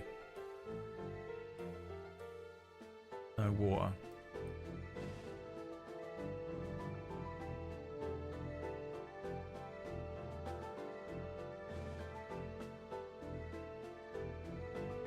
Okay, let's play. You're Gary.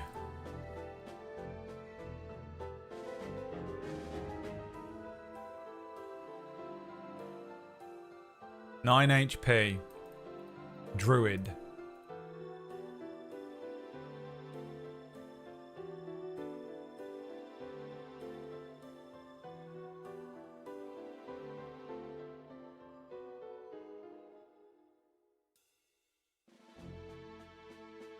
Now, Gary needs a reason to leave, doesn't he?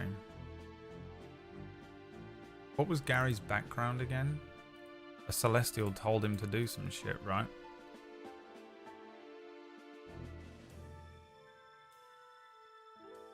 Where was that listed?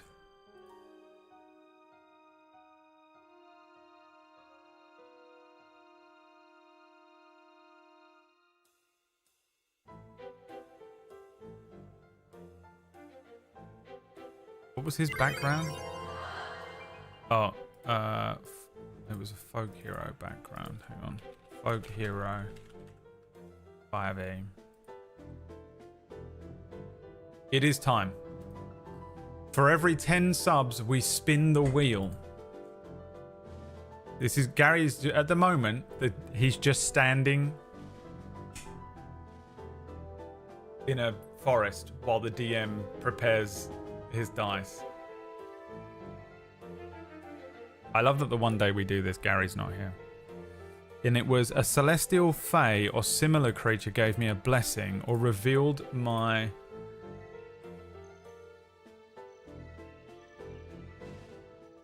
Alright. Hang on. Let's get some forest sounds for you. You'll be pleased to know I have years and years worth of sound effects. Forest? Forest. Forest ambience.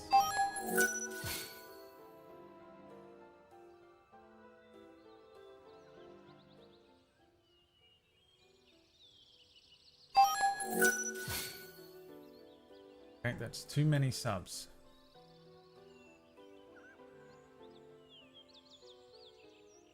Spin the wheel. So loud, I don't know how to turn that down. The next roll you make is a natural one. Let's spin it again.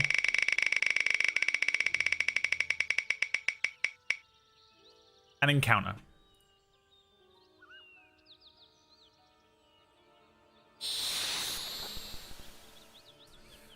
Alright. Now I need to pull up my random encounter fucking thing. Poor Gary was just walking along.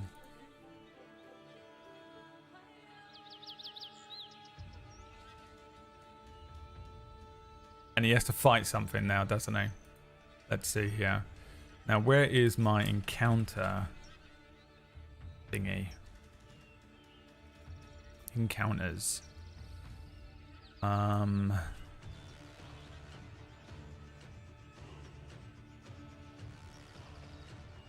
have a cool book for this that I could use. Or we could do... You know what? I'll use Don John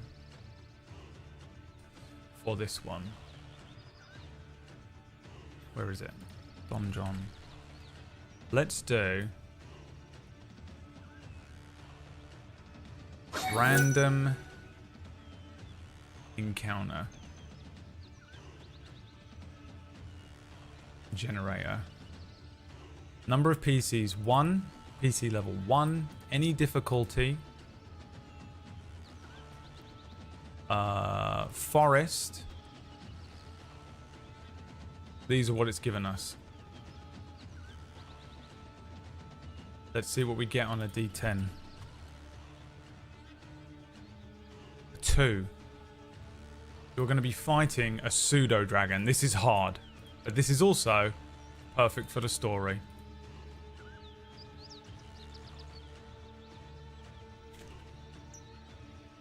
A pseudo dragon has arrived. It's not looking good for Gary already, I'd say.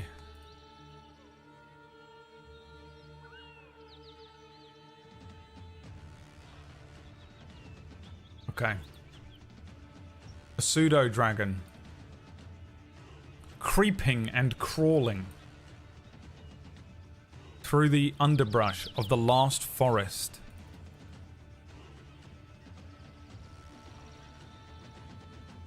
Is an elusive pseudo dragon. Red-brown scales, horns, and a maw filled with sharp teeth. A pseudo dragon resembles a tiny red dragon.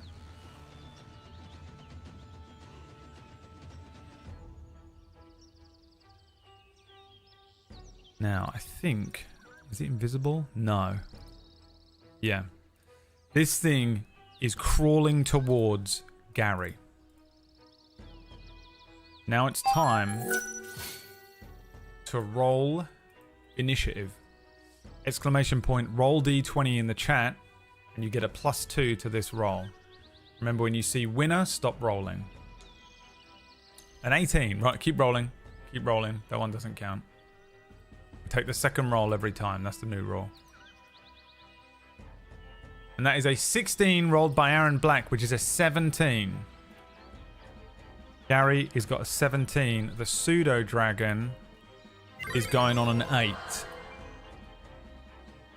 Chen, thank you so much for the subs, by the way. I don't know if I can really keep up with them. Shadow, Darth Mikhail, Benevolent Brute. Thank you so much for the subs coming through. You spin on the random wheel. So on the wheel, by the way, is an encounter, potions, items, magical items, a boss battle. Next roll being a 20. Next roll being a 1. Oh, your roll was a 1. That roll was actually a 1. You got a 3. You had to roll a 1. You're right. There's a trap. There's a teleport. There's a 25% XP. And there's a wild magic surge. And we roll on a D10,000 wild magic table. Gothic Horror, thank you for the 45. So actually, the pseudo dragon is going to go first in the turn order here. Okay. Now, that's it. Spinning the wheel. So unbelievably loud. I don't think I can turn it down, and I don't know why that's the case. I might be able to do something later on. Oh, you get an item. Okay, everyone roll. And everyone roll. You roll for a random item here.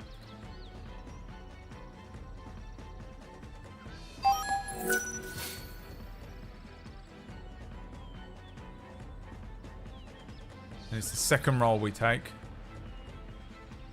Second roll every time. Keep going. The winning roll is a 19 by Papanchi. You get an iron or an ornate iron key, the head of which is shaped like a skull.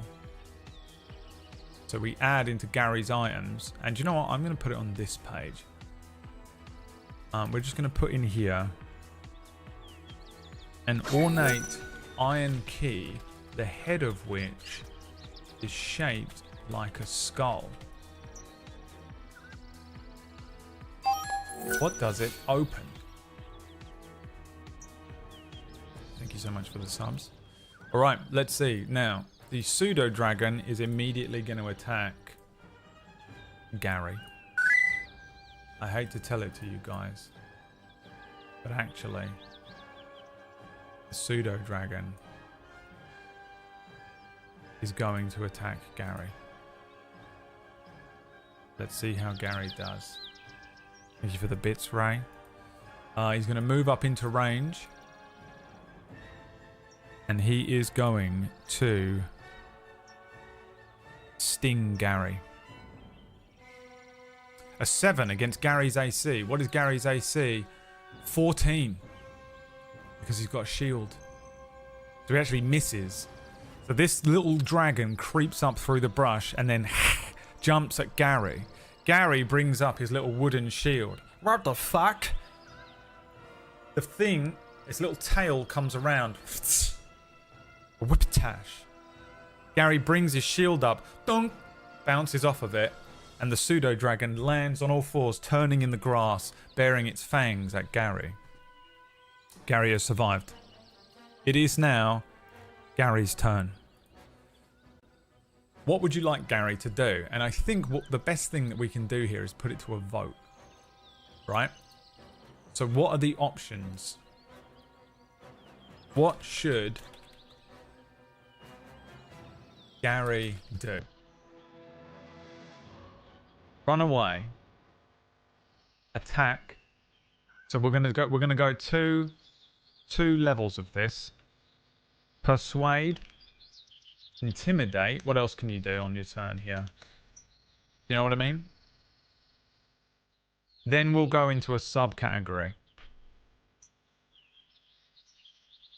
Seduce.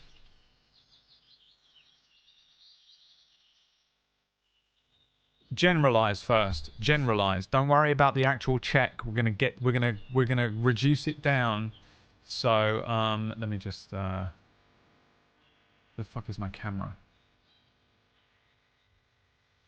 Hold on. Yeah, add my webcam in. I'm scared. So we're gonna you know drink Iron Bro. Give Iron Bro. Any other options? We'll take 8 options. Play dead. Okay, those are your 8 options. You can only vote for one. What should Gary do?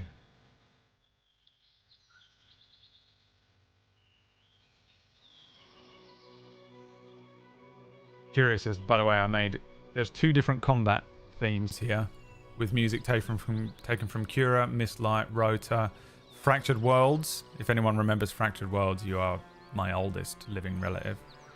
Darkfire, Dying Order, and Spellwind. What will Gary do? You can vote, and we'll see which one wins. I'll give you a minute to vote on each one.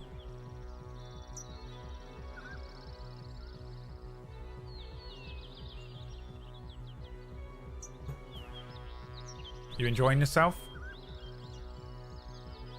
Put the sub goals back up. Put my webcam back on.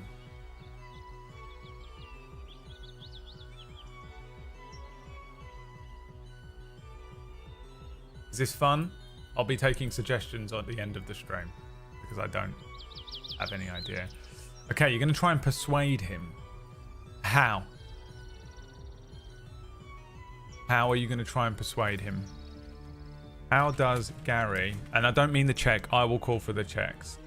How does Gary try to persuade the dragon? Iron Bro. Give it food. This is what I want. Generalized ideas like this. Mimic its actions. Cute big eyes. Bromance. Do a little dance, and I'm gonna put Lil. Act like Mother Dragon. Purifying spell on the stinger. I don't know if that's the exact thing. Show ornate key.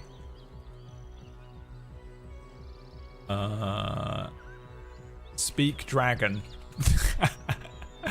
That's 10. I don't want 10, but I forgot. What's it gonna be? Iron brew. Give it food. Mimic its actions. Cute big eyes. Bromance. Do a little dance. Act like mother dragon. Purifying spell on the stinger. Show the ornate key that you just got through magic. And speak dragon. Now I'm not behind on wheel spins, am I?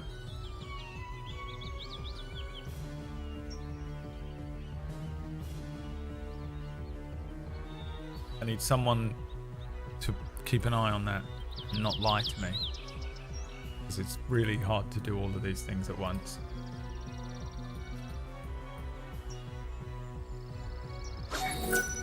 Alright, well now I am.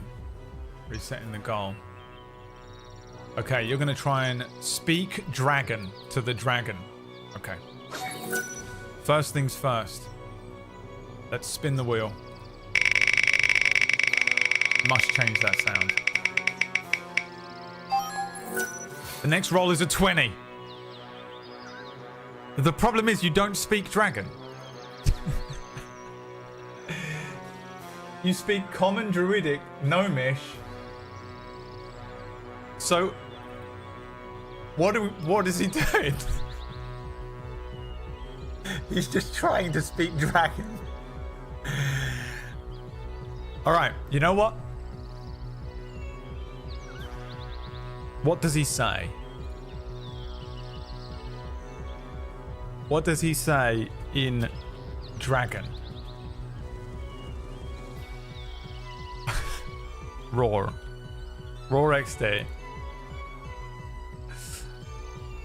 Best buds? Question mark. F you.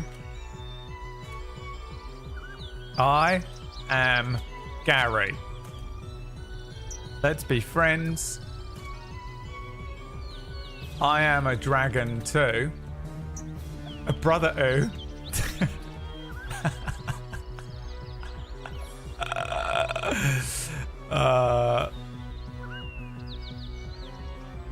And then one that's not on there.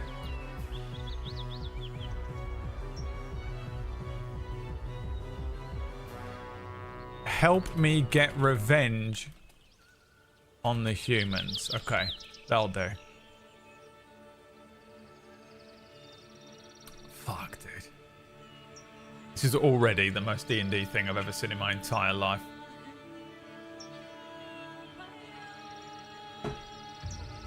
Can't believe it.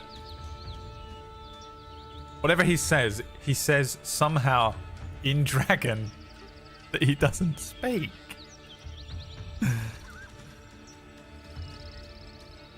Oh, God.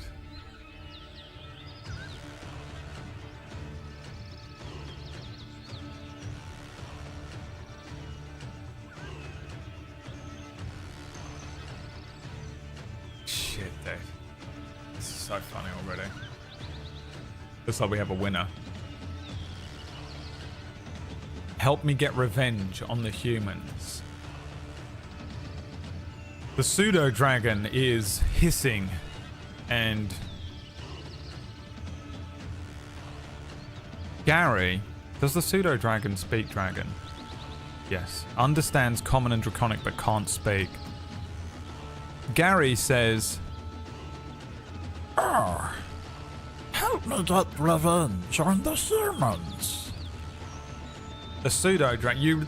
So now I would say roll me a persuasion check, which you do, and you get a natural 20. The pseudo dragon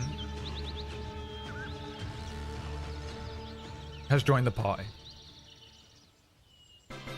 You've won the combat.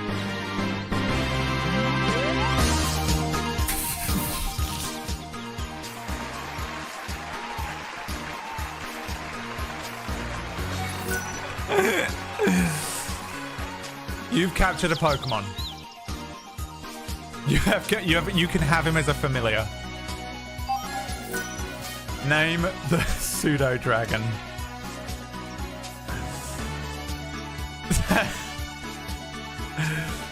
Gary Jr. Suggestions for the game. Orkish, Charlie, Bebo, Whack, Godzilla, Barry, or Pipsqueak. Oh my god.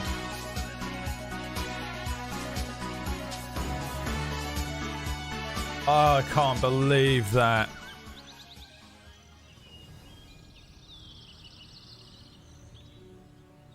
As if you have... So how does this work?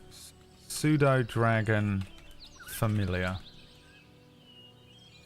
The pseudo-dragon can serve another creature as a familiar, forming a magic telepathic bond with that willing companion. While the two are bonded, the companion can sense what the pseudo-dragon senses as long as they are within 1 mile of each other.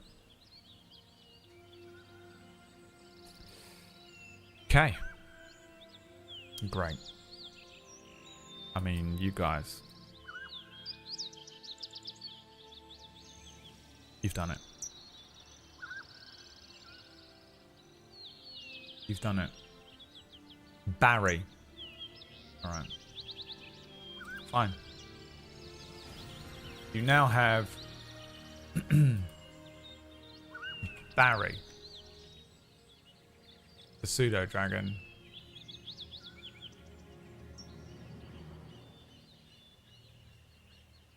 The pseudo-dragon crawls up onto Gary's shoulder, curling himself around Gary's neck.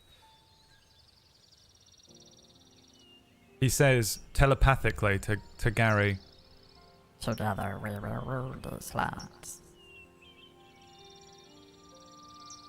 you now have a pseudo-dragon pet. Familiar. Alright. Now, Gary understands him because he's telepathic. Because you're speaking telepathically. Can we make this a long campaign that goes weekly? I'll do it if we get enough subs today. If we get enough subs today, I'll run this campaign every Sunday. Should we do that instead of me doing it as a one-shot today and tomorrow? We'll just play every Sunday. Is Barry more intelligent than Gary? Let's find out. Barry's character sheet. He has got a 10 int, and Gary has got he's got a 14 int. He might be stronger. Nope. 6 strength. He's faster. No, he is stronger. Gary's got a 6 strength. Charisma is the same level. Is it? Charisma 10. Gary's got a 9. Wisdom 13. Pseudo Dragon's got a 12. Gary's got a 14 intelligence. 13 con. Yeah, he's not that much better. Okay. Let's well, my god, let's continue playing. Well, we have no story yet. So a celestial needs to appear, I think. So a celestial fae or similar creature gave me a blessing or revealed my secret origin. I mean, we have it. It's Barry. Barry says, "What manner of creature are you?" and Gary says, Well, I'm a gnome. What are you? "I am a pseudo-dragon." Wait, did you say you are a gnome? Hey, I'm a gnome. But the gnomes have been extinct for 1,000 years. Oh, no. There were many gnomes in this forest not too long ago, although I am the last. Could it be that you are... Listen, old guy. What did you just call me, lad? I swear to God, I will not share my iron brew with someone who uses that language around me. says Gary, whose voice is slowly not... It's so hard to do a gnomish voice. Yes, you are the chosen one. It seems fate has brought us together. You must travel too. Which kingdom? 1 or 2? 1 is whatever kingdom is on the left, and 2 is whatever kingdom is on the right. A 2. And in the lore here, the kingdom was the Hutchton Matriarchy. You must travel to the Hutchton Matriarchy. They are destroying the world. They pull the magic from the ground. They have dried up and scorched the sky. This world will be destroyed if you do not stop them. Listen, Al-Gaib. I don't think I can do that. I'm just a wee gnome. I don't know what you're talking about. What is all this nonsense about listing loglibs? Trust me. It is your destiny. You must go west to the Hutchton Matriarchy and stop the Magitech factories.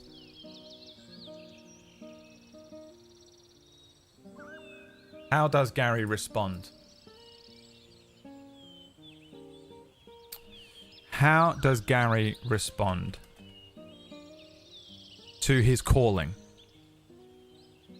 This, Jesus, is Gary's calling.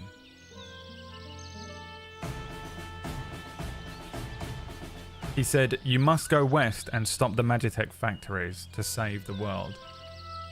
How does Gary respond? First of all, okay, I'm in. No way. I'm not doing that.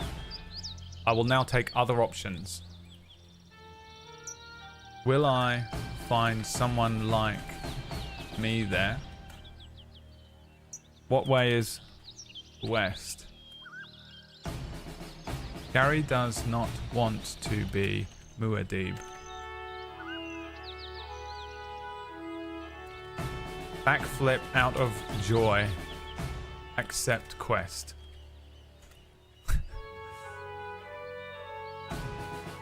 Let's brew it up. Sings Go West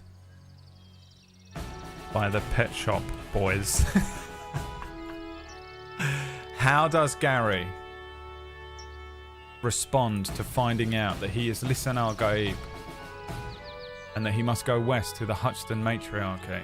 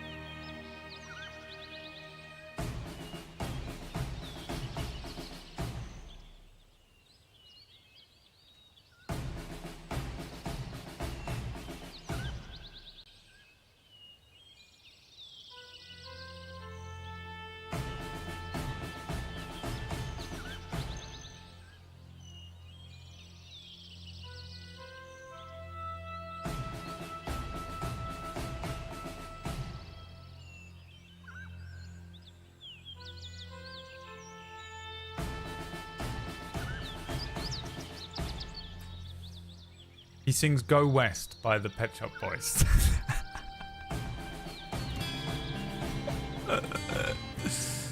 Alright. We see Gary head out.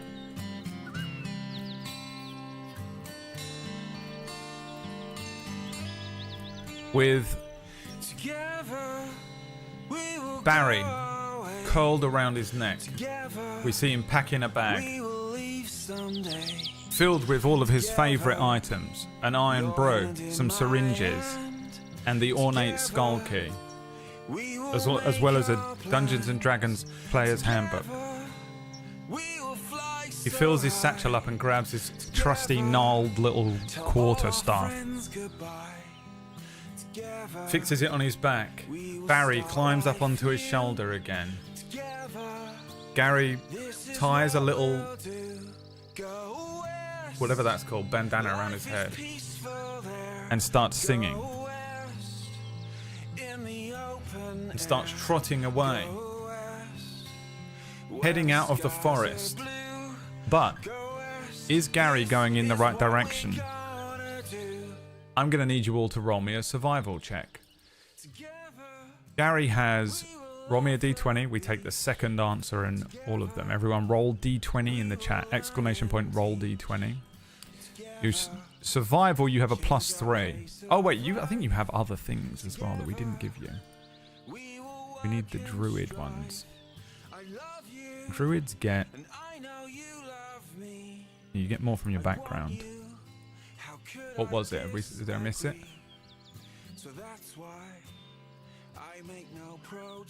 You should get 2 more from your background, right?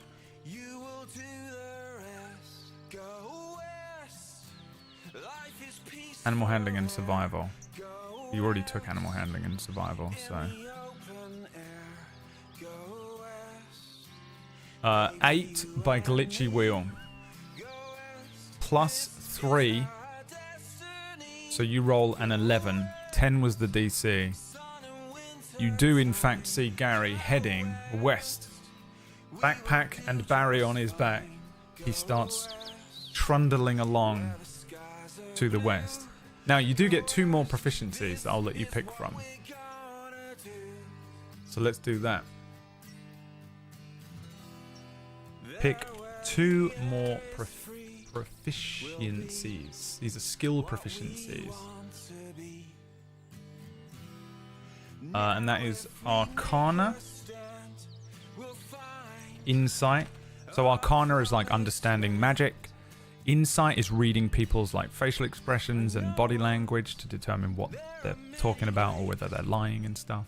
Medicine is understanding, medicine, or whether you can patch yourself up if you don't have spells. Nature is understanding nature, like what animals are, what trees are, or, figure out which 2 plants you need. Perception is being able to see things, and religion is the understanding of the religions that are in the world. You can pick any 2. You get 2 options to pick from. You can roll. So you can vote now to pick 2 more proficiencies for Gary. And you can roll. You can pick by typing 2 different numbers in the chat room for the 2 that you want. Or just type 1 and then type another one. Yeah, I know you're on YouTube, but I can't make the bot see both chats, so only Twitch can actually do the interactive part. If you want to watch on Twitch and get involved, twitch.tv/BradWhite, or otherwise just enjoy it on YouTube. I hope it's fun to watch and listen to.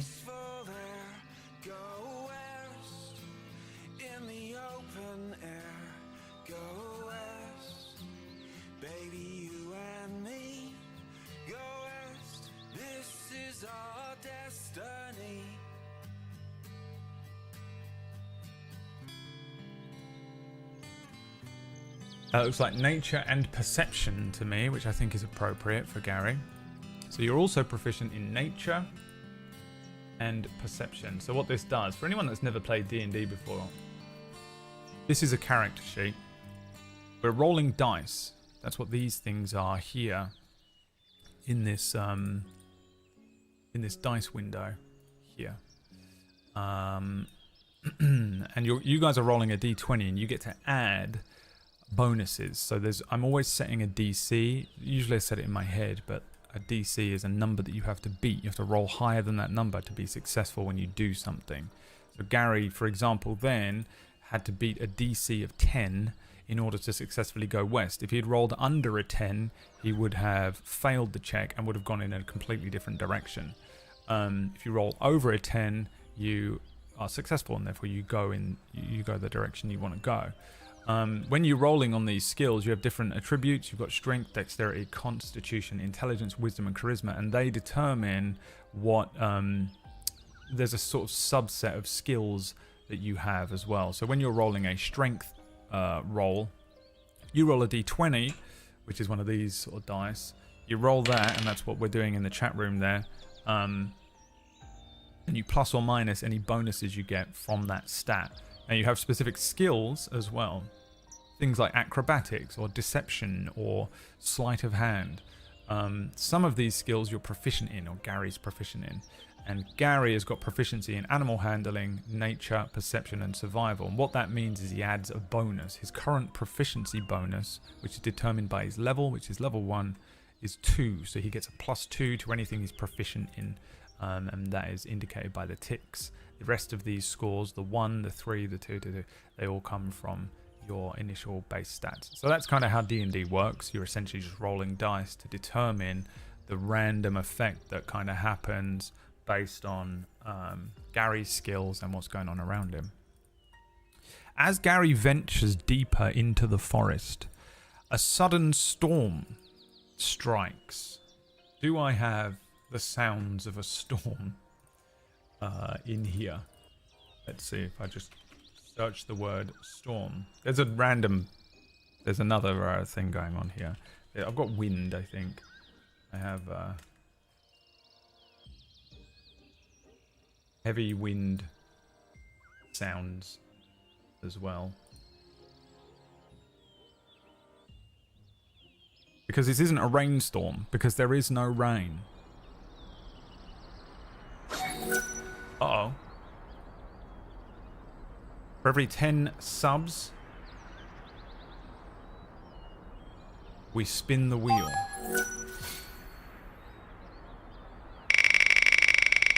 I will turn that down by the next time we do this, because that's very loud. Oh, you get a random potion. Thank you for the subs, everyone. Your favorite cereal, how are you doing? Thank you, Shadow. Thank you, Floral. Thank you, Crazy Mixed Up Pup, Newt, Ratch. I'm spinning so many plates here that I'm not thanking subs, and I am very appreciative. Here is a blanket thank you to everyone who's subbing today. You get a random potion. Everyone roll a d20! ! Roll d20 in the chat room, and you will get a random potion from one of these d20 random potion tables that I have. We take the second roll every time because the first roll is all the rolls from last time. So we're going to take the second roll here. As a storm kicks in for Gary. Heavy winds. I guess it would be more like a sandstorm, wouldn't it? There was no rain or anything like that.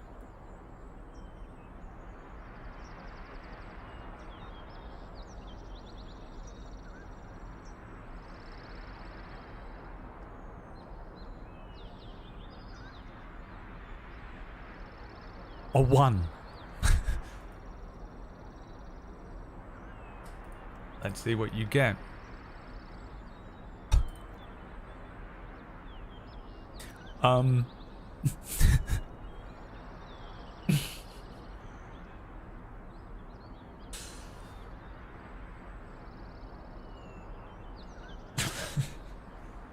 Gary, a storm hits. Okay. It is pretty intense. This sudden storm kicks in. Madness. Leaves and there's no rain, because there is no rain in this world. We randomly created the world. There are clouds, I guess, but there's just no rain. It's a magical effect. Leaves, dirt, deciduous stuff from the ground is lifted up. Chaos as this storm rolls through. Gary needs to roll me an Arcana check. Everyone roll a d20. You have a +2 to this check when you make it. The DC is 5. You have to beat a 5.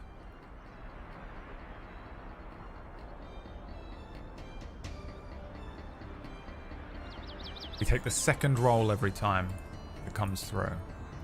Roll d20 in the chat room, and it will pick a random roll from all of those as Gary's roll. Got to beat a 5.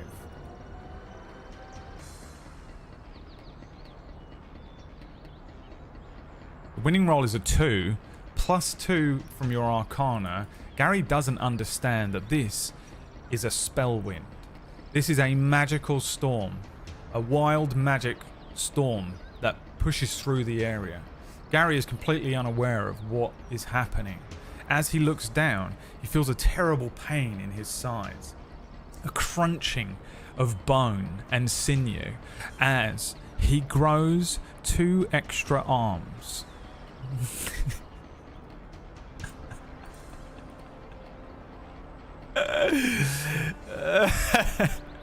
I just wanted to give you this rather than give you the potion, because I want Gary to have 2 extra arms, and I want it to be known that Gary has pink eyes, curry yellow hair, violet skin, 4 arms. Listen, Al-Gaib. But it's not over yet. Amidst the chaos of the storm, he hears the menacing growls of creatures closing in. What does Gary do?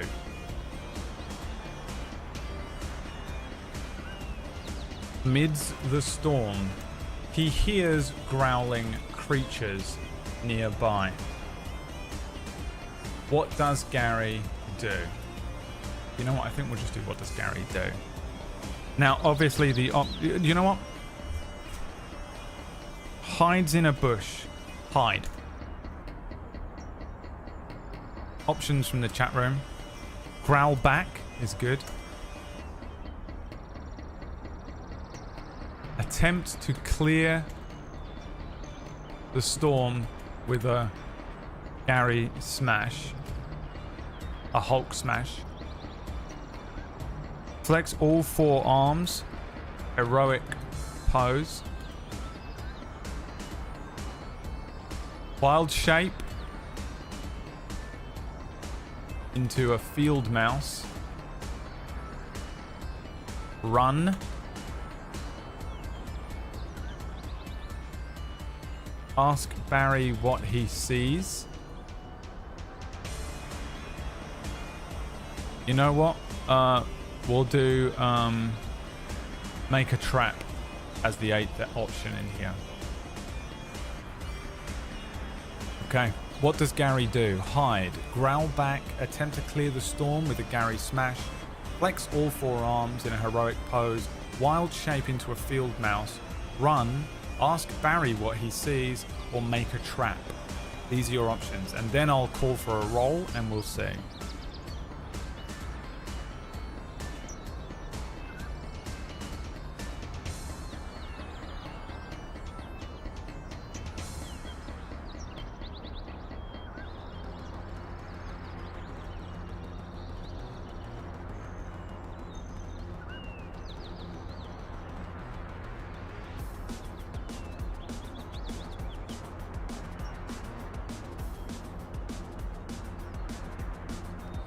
Okay. Ask Barry what he sees is the chosen option. So, Gary, with Barry on his shoulder, turns to Barry in this storm and this madness and says, Barry, what do your pseudo dragon eyes see? Barry is going to make a perception check for me. He has a +3. A natural 1 from Barry. Barry says, I cannot see anything. There is too much in the storm. There is stuff going everywhere. I don't see anything. But I hear creatures. okay. What does Gary do? Barry sees nothing. What does Gary do next? The growling of the creatures is getting closer. Hide. Options from the chat room. Taking suggestions.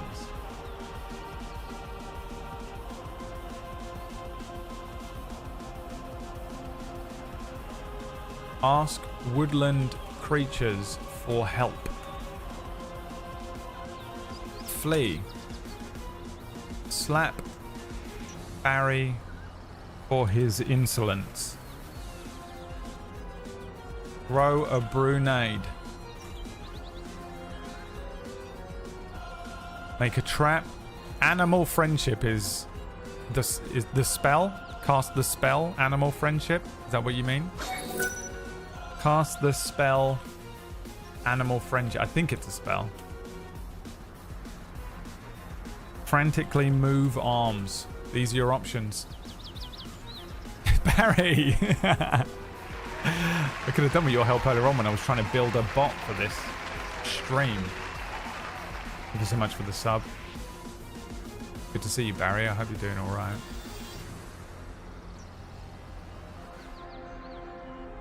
Now get your votes in.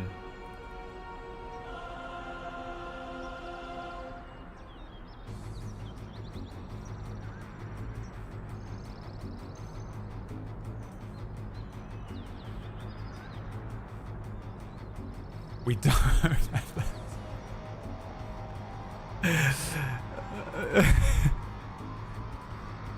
Remember, exclamation point character sheet will bring up the character sheet, but it doesn't show you the spells you've got. So I need to make one for that, don't I? Let's add the spell book as well. Let me do that really quickly, because admittedly people might not know.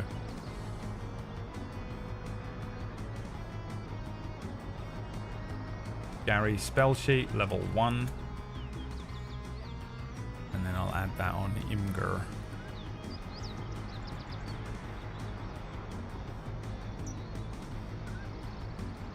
While you vote for this.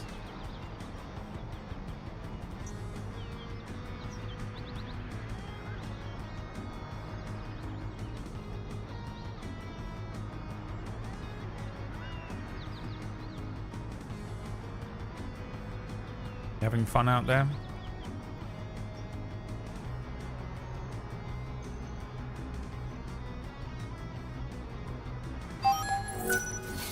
Okay.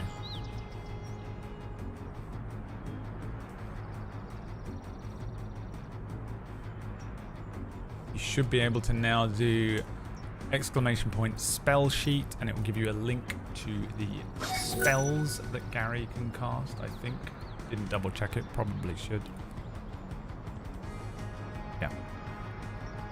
Now you'll have to do your own Googling outside of that. There's a lot of stuff to think about. Let's see. You've decided to cast the spell Animal Friendship. Gary, amidst this storm, puts his hands together and begins to cast the spell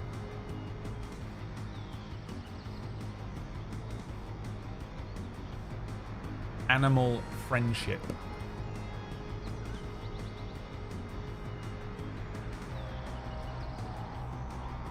And I think what happens is he keeps trying.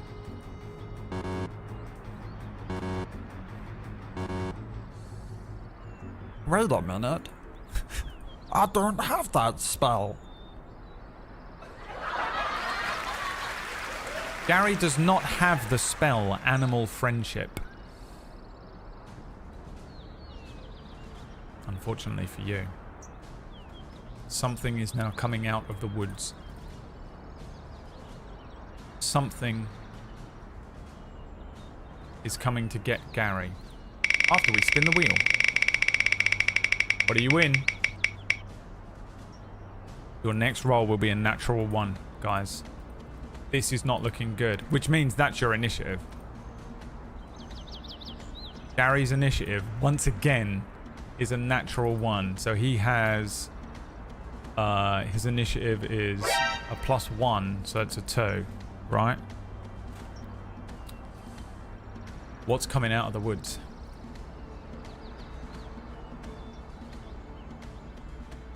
I don't know if I know what a veggie pygmy is. 1d10. A 6. A goblin. A goblin. I don't know why it was making animal sounds. A feral goblin comes out of the woods.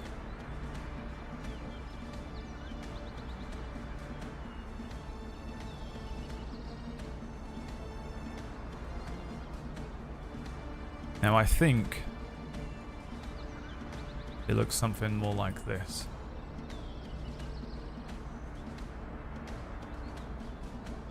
Now, how does the pseudo-imp work as your familiar here? Can't really remember how familiars work. Barry. The pseudo-dragon can serve another creature as a familiar. While the pseudo-dragon is within 10 feet of his companion, the companion shares the pseudo-dragon's magic resistance trait. At any time and for any reason, the pseudo-dragon can end its thing. How do you control it? Does it have its own thing? The 5e, your familiar acts independently of you, so it does have its own initiative. Gary is going on a 2. Barry is going on a 7. The Goblin is going on a 9.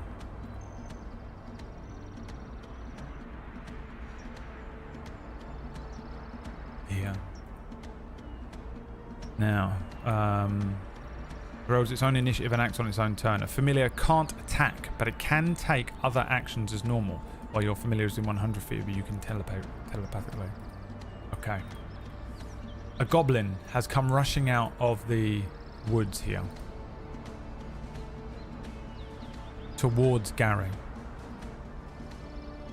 Now, the goblin, a small, black-hearted, selfish humanoid that lair in caves, abandoned mines, despoiled dungeons, and other dismal settings. Individually weak, goblins gather in large, sometimes overwhelming numbers. They crave power and regularly abuse whatever authority they can obtain.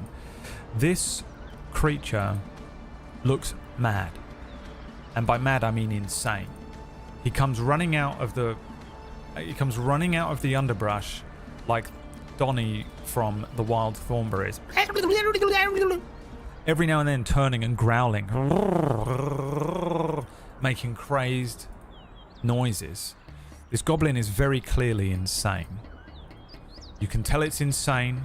The goblin might be feral. Or it might have some sort of rabies. It is going to rush forward, and it is going to attempt to attack Gary with its scimitar. Here comes the attack roll. An 11. Gary's AC is the number it has to beat to successfully hit Gary and deal damage. Gary's AC is 14. Once again, Gary brings up his little wooden buckler as this thing comes running at it. Ping! The scimitar that this goblin is holding is broken and rusted. It glances off of Gary's wooden buckler. Gary stumbling backwards with the goblin in front of him. Goblin and Gary are probably about the same size and stature. It is now Barry's turn. Now, Barry can't attack, but it can do the other things that you can do on a turn in combat, which are: you can move, climb, swim, shove, grapple, cast a spell, use an object, dash, escape, ready, shove, but I'm guessing everyone is going to use the aid command. I'm going to say, unless instructed otherwise, Barry is always going to use the help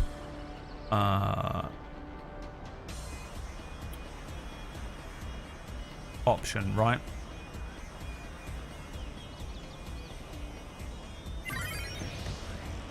This is Barry.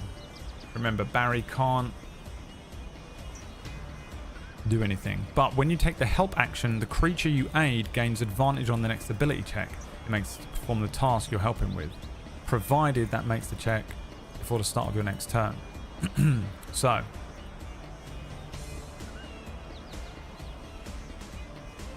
Barry is going to help Gary.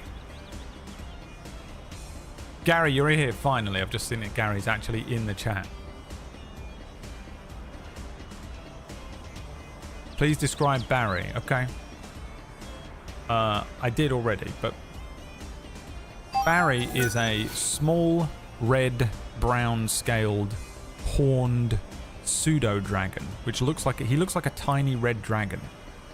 That's the size of like maybe a large rat that's sitting on Gary's shoulder. Gary looks like this. The character we're playing is called Gary, and he looks like this. He's a druid gnome, as voted on by the chat room. So Gary will have advantage on whatever check he makes next. It is Gary's turn. What does Gary do? Now there's going to be the obvious ones. Attack, flee, yeah. What else is there? That's it probably, isn't it?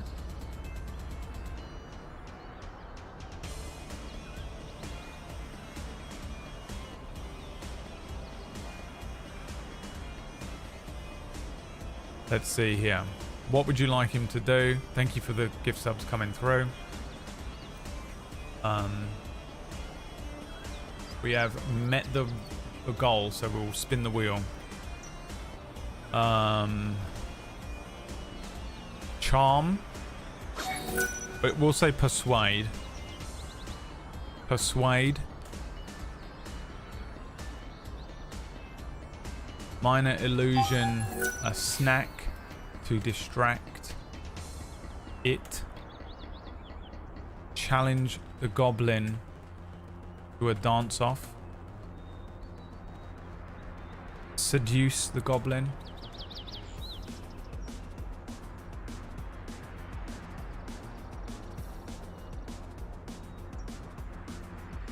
Any other suggestions from the chat, or are we happy with those?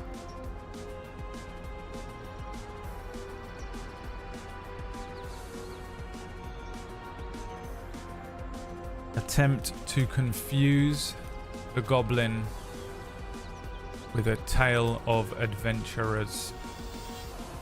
Adventure. It's too long.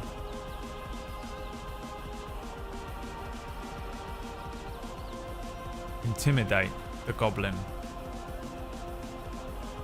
Alright, the vote is up.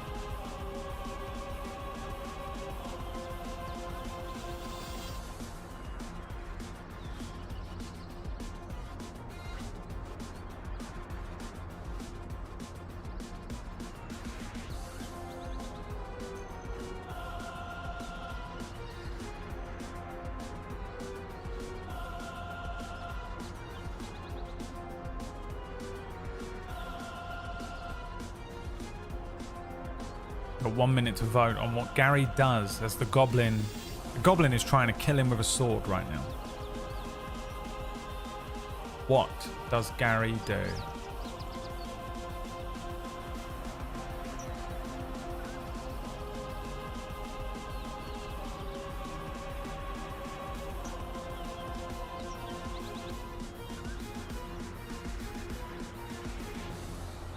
Attack. All right. Now, Gary has a number of different attacks that he can do. How does Gary attack? And I will put the standard options that he has in here. He has got quarterstaff, striking him. He's got a thorn whip spell. Oh, it's a cantrip, right?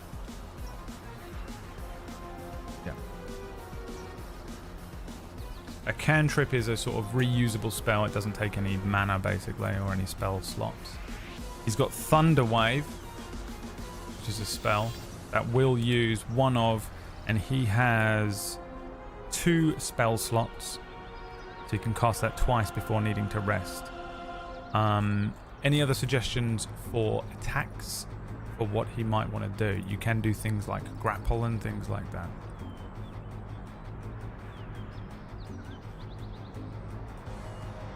Use Barry as a melee weapon.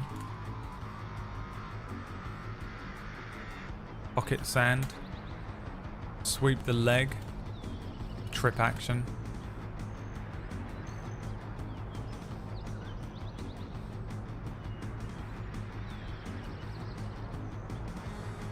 Strangle. And minor illusion. Okay.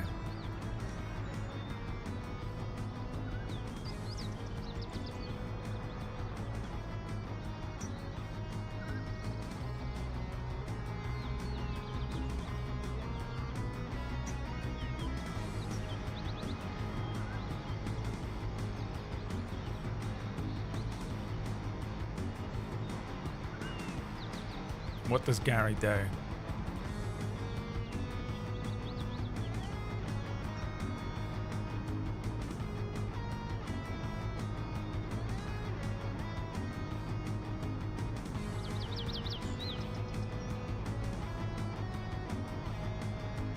Looks pretty cut and dry, doesn't it? Thorn Whip cantrip. Let's go. Okay, so. Do we have a wheel spin? Did I miss one? Do I owe one?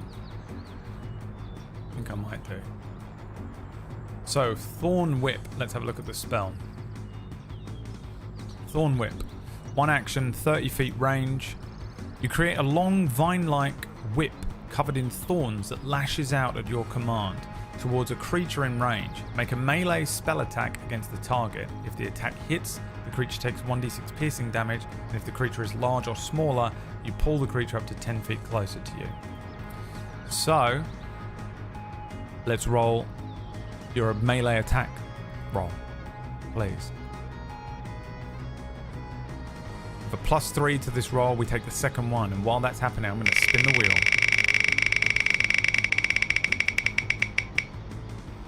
You get an item. We'll do that afterwards.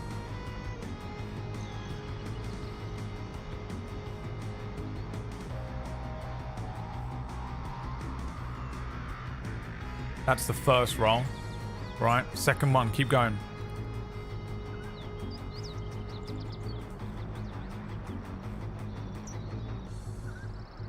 Keep going. Keep rolling. Exclamation point, roll d20. You take the second one because it's still counting the previous rolls. I want a brand new roll. An 8 rolled by Rubina. That's an 8 plus 3, which means that's a 12. No, an 11. I can count, guys. Now, the Goblin has an AC of 15. I actually think it doesn't have an AC of 15 because this Goblin is not carrying a shield. So the AC is 13. Gary producing a spell, summoning up a spell, a magical thorn whip appearing in his hands. Indiana Jones style, he brings this magical lash down. The Goblin is quick and chaotic, jumping to one side as the thorn whip hits the ground, chucking up dirt and leaves. The Goblin has avoided the attack. It is now the Goblin's turn. The Goblin will once again attempt to strike Gary with a 20, a dirty 20. That is a 16 plus 4 that he rolled. He is going to deal some damage here to Gary. 7 slashing damage. Gary brings up his buckler, but he's too slow. The sword cutting through his clothing and opening a wound in Gary, reducing him to 2 HP. Now, you've won an item in this dice roll. Let's see if it can help Gary in his time of need. Roll some d20s. We take the second roll. get an item here.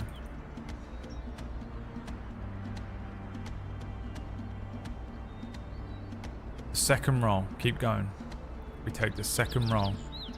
Determine what you won on the wheel. The gacha wheel. The microtransactions that you can save Gary with. If you want me to... I need to make a command for what's on the wheel, don't I? If only I had some mods. The winning roll is a 17 by Ziffy. It's not going to help you right now. But what you've won here, and appearing magically in front of Gary,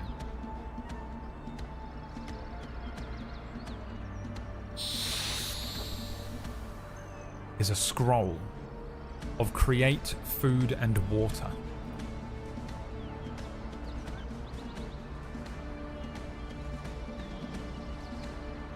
So he has a scroll of create food and water, which, if you can't guess what that spell does.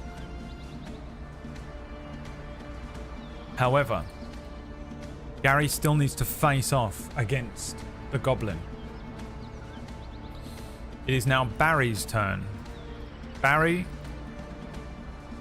Wait a minute, Gary had advantage on his strike against the Goblin, didn't he? Get rolling, guys.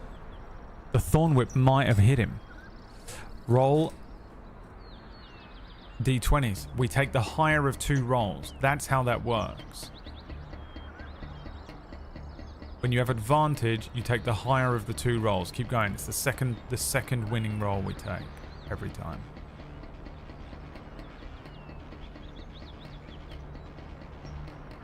Now it was either a 10. What did you roll before?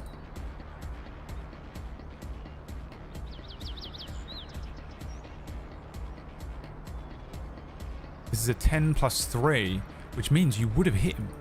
It would have been a 13. Makes it, breaks it. His AC is 13. It's time to roll damage. Now I think I have to roll damage for you because they're never going to be a D20. If the attack hits, the creature takes 1d6 piercing damage, which means that he can't kill him, so all of this is fine. Oh, max damage. You're welcome, chat. The Goblin's on 1 HP. I'm an idiot. The Goblin is on 1 HP right now. Then, so actually what happens here is that Thorn Whip that I described comes out and strikes the Goblin, opening a terrifying wound across the front of the Goblin, rending the flesh with those thorns, whipping it back. Gary is covered in the blood of the Goblin. However, as Gary looks down, the Goblin has stuck him with the sword. A horrendous wound as the Goblin pulls the knife out from Gary's belly. Barry is once again going to give Gary the aid and help, giving Gary advantage on whatever he does next. What does Gary do next? What does Gary do? What does Gary do? It's Paul Atreides versus Fade Rather. So there's attack, run, grapple,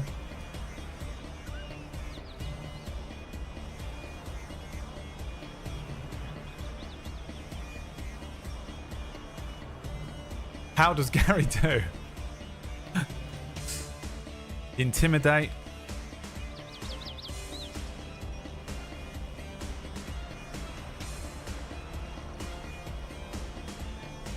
Pull out a picture of his family, get down on his ears with tears in his eyes. Spartan Kick is an attack. Seduce. Thunderwave is an attack. Use Scroll.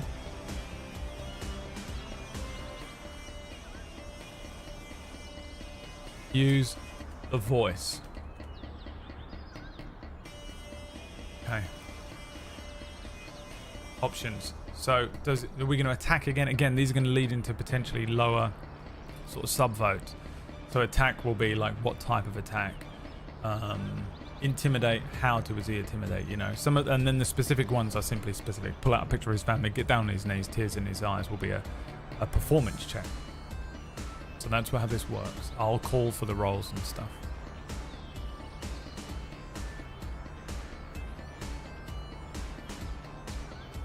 Bear in mind, whatever check you make, I think it has to be an attack, doesn't it? No, he just has advantage. It's helping him. No, so you will have advantage on whatever roll you make here. Trying to save him. You can also try and save him.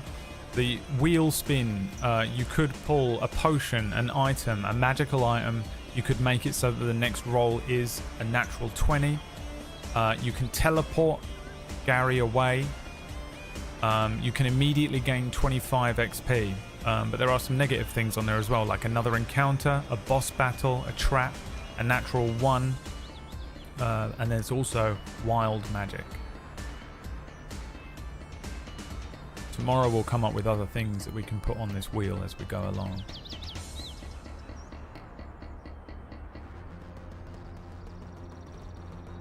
I think it's an attack, isn't it?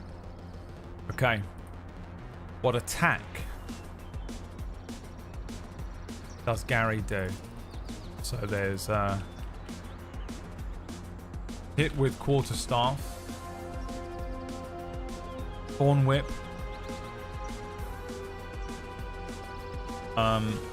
this is Sparta, throw Barry,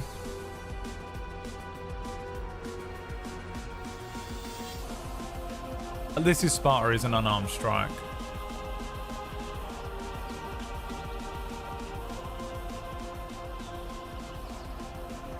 Because he's just going to kick him. Throw book.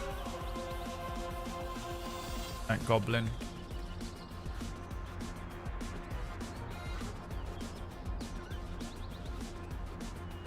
Non-lethal strike of some sort. Bite the Goblin.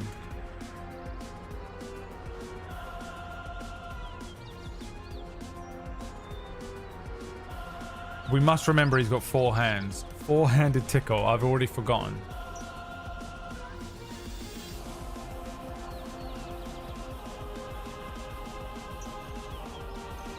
Alright. What does Gary do? What attack?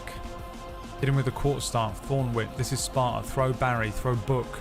Non-lethal strike. Bite the Goblin. Or a 4-handed tickle. Bear in mind, Gary is on 2 HP right now. If he gets hit, he will go down, because the minimum amount of damage this Goblin will do is 2.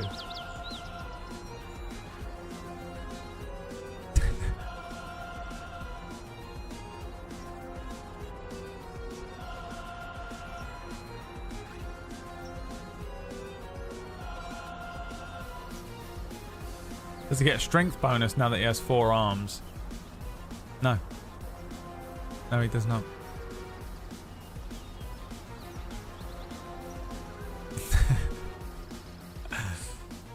Right, 1 minute's up. A hit with quarterstaff or a 4-handed tickle. I'm going to put that to a vote then. If any of them come out, 1d2. A 1 is an attack with the quarterstaff.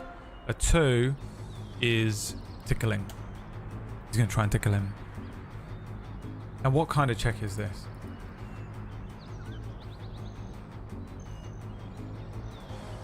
What kind of check is this? What would I call for the tickle? Really, it's probably just an attack roll.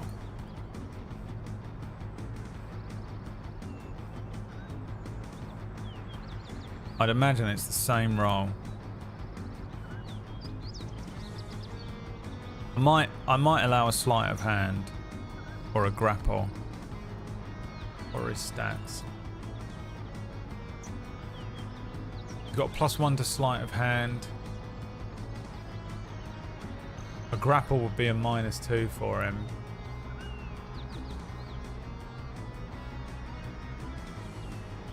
I think I'm just going to make this a sleight of hand check. It's just a dex-based, hand-based check. Let's go. Roll me a d20, chat. Exclamation point. Roll d20 in the chat, and you get a +1 to this.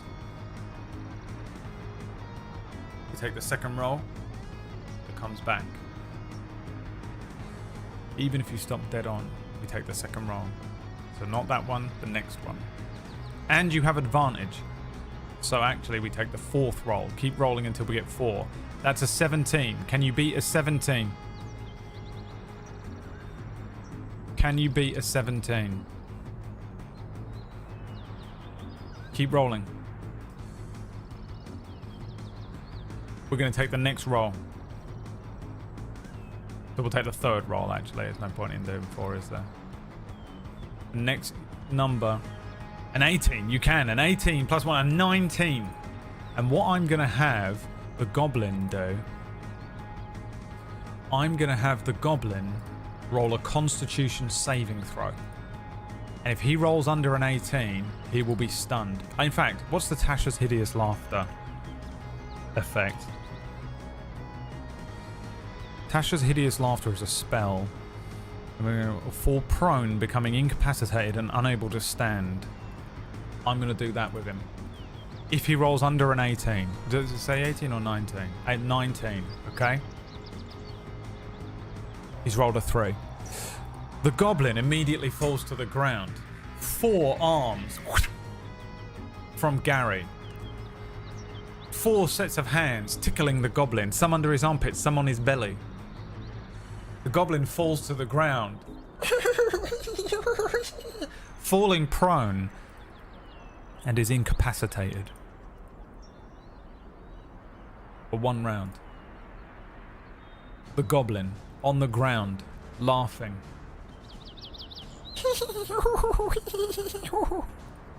Incapacitated. Let me double check. 5e conditions. Now incapacitated, what does it mean? Incapacitated. An incapacitated creature can't take actions or reactions. So he's just on the ground laughing. Coming to Barry's turn, he's going to give Gary advantage. Now, this Goblin is on the ground right now, laughing for the remainder of this turn. What does Gary do?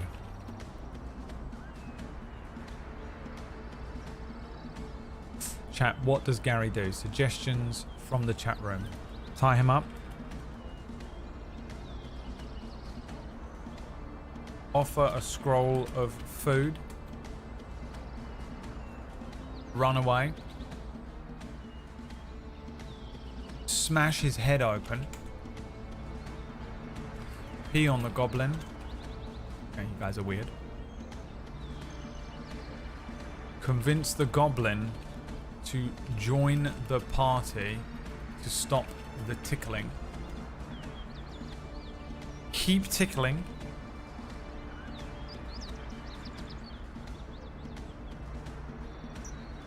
Give him a sip. Okay, sup of iron brew. Okay. They always stop at 8, by the way. Get 8 entries. Ask him to help us get revenge on the humans. 8 entries, because otherwise it's too big for the thing usually.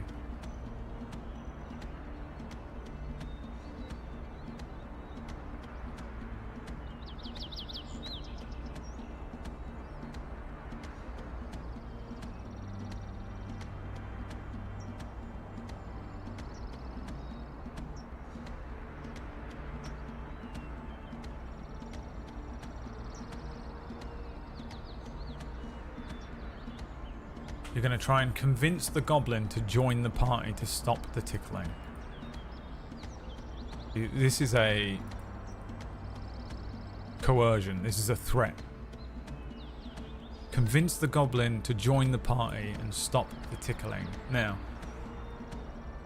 I'm going to preface some stuff here.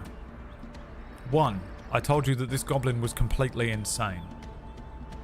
What languages does the Goblin speak? Common, okay, I'll allow it.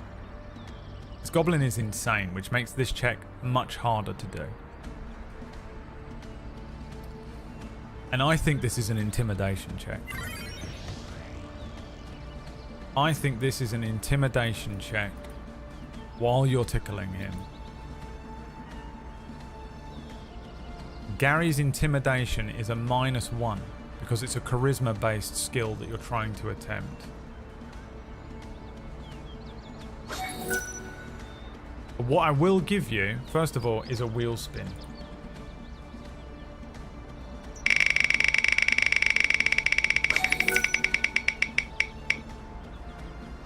You get a random potion. Everyone roll me a d20. You get a random potion from one of my potion tables, of which I have absolutely way too many of them. We'll go with this one. You take the second roll. It comes through. For what potion magically appears? An 18. Okay. You have received this potion, and I'm horrified. Horrified looks from every DM in the room. You have a potion that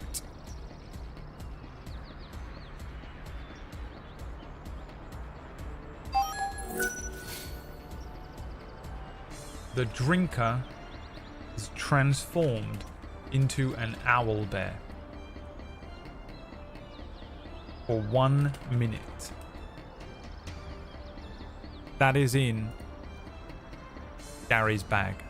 Okay, so you have an ornate iron key, the head of which is shaped like a skull. What does it open? You have a create food and water scroll. And you have a potion. The drinker is transformed into an owlbear for 1 minute. Okay. How long is 1 minute? In combat terms, that's 10 rounds. Because each round is 6 seconds long. Is that correct? Is my math correct?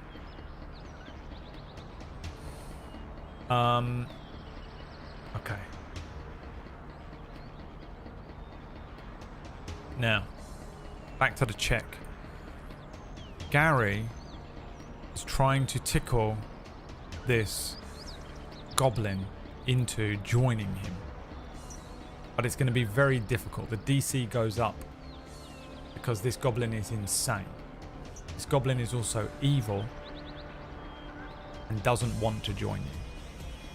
The DC for this check needs to be pretty high.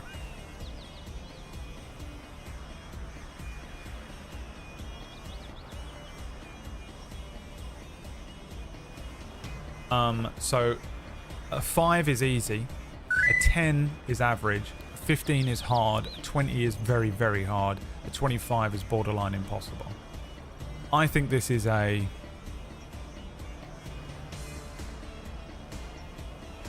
I think this is pretty high. I think this is a 17. I think you have to beat a 17. However, I think because you are tickling him, that's going to give you advantage. You're tickling him with 4 arms, and that is going to give you advantage on this check because you're already you're bolstering that intimidation. Start rolling. We take the second and third rolls, the higher of the two. So that's what advantage and disadvantage does in this. You roll the dice twice and you take the higher of the 2 rolls, or the lower if you have disadvantage. You have advantage right now. You have to roll pretty high. You have to beat a 17.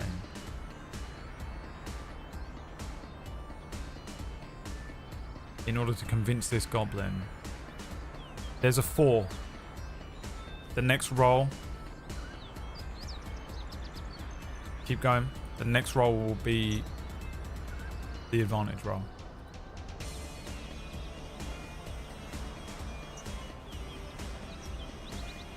An 8. And you have a -1 to intimidation. And let this be a lesson to you, I think. Gary is not very intimidating. I mean, look at him. I'll be honest, if I saw that thing walking through my house, I'd probably absolutely lose my mind. But he's quite cute. Gary is tickling the goblin. And Gary says to him, I'll stop tickling you if you join me. Tickle, tickle, tickle, tickle, tickle, tickle. The goblin simply does this. Because he is clinically insane. You have failed to convince the goblin to join your party. He is no longer incapacitated. It is his turn. He stands up and tries to kill Gary. It is time for the goblin to strike Gary. Bonus action potion.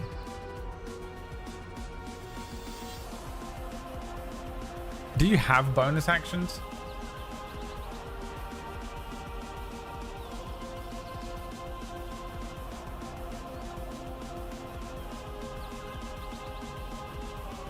I don't think you have anything you can do on a bonus action.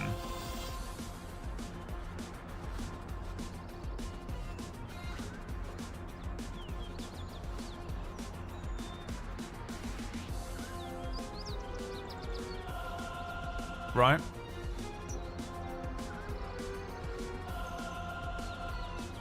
You have no bonus actions. A potion is a use object action. Yeah, you got no bonus actions. Haven't been calling for them. So unfortunately for you, this goblin is going to try and hit you with a 23. He's going to deal 8 slashing damage, putting Gary to 0. Gary is currently KO. The goblin pulls the knife out. Gary falls to the ground.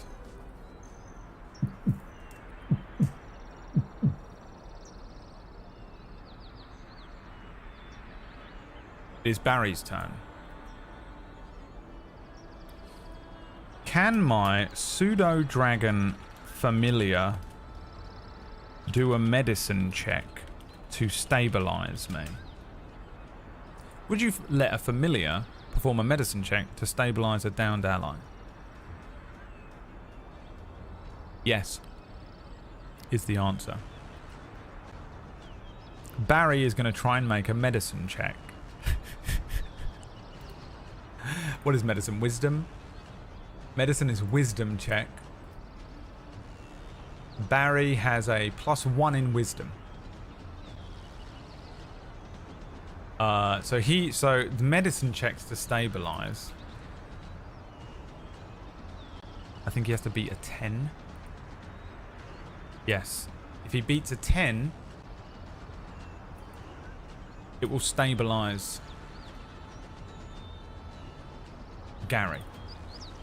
If he rolls under that, it's going to be 1 fail for Gary's death saving throws. Now, Gary is not dead. For those of you who think Gary might be dead, he has death saving throws that he must make first. Here is the wisdom check from Barry. A 14. He stabilizes him.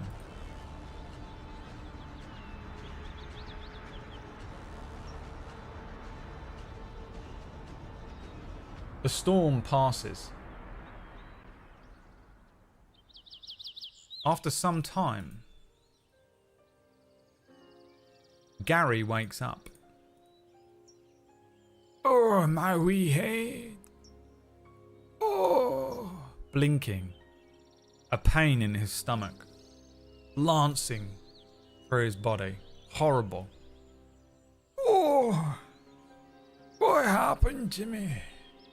Barry, what happened? You were almost scared. Oh. No saying so. Yes, I was able to keep you alive, but you should get that seen to. Oh. Gary has 2 stab wounds that are seeping blood. They've been poorly sort of wrapped up in some of Gary's clothing. You've been pocket wiped. The ornate key, the food and water scroll, the potion, stolen and taken by the thieving goblin.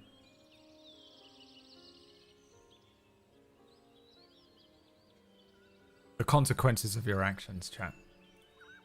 And you're lucky you're not dead. Be grateful for your life.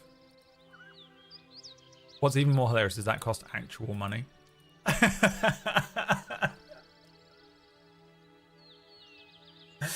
The microtransactions. Now that I think about it, you paid. Dude, how annoying would that be if you were playing a video game? Which you kind of are. And you bought stuff. And then someone came in RuneScape and stole all your shit. The consequences of your actions. What does Gary do?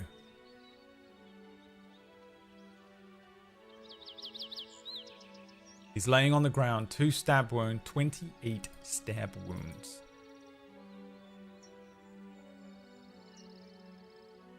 What does Gary do?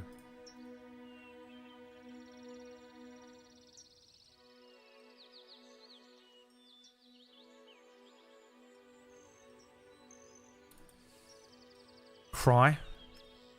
Ask for divine intervention. Search for the goblin to get stuff back. Drink the iron brew. Ask Barry to sting him with a morphine shot.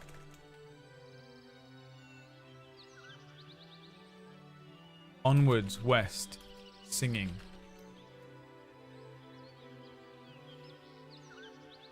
Disarms his 2 extra arms. Use herbalism kit to make potion. Okay, those are your options. What does Gary do? Cry.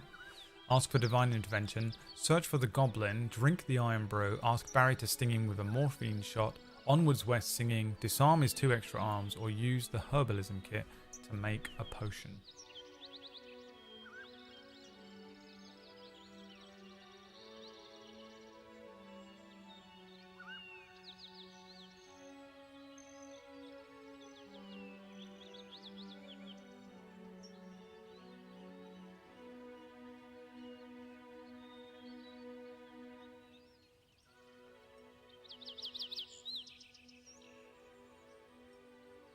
What would you like him to do?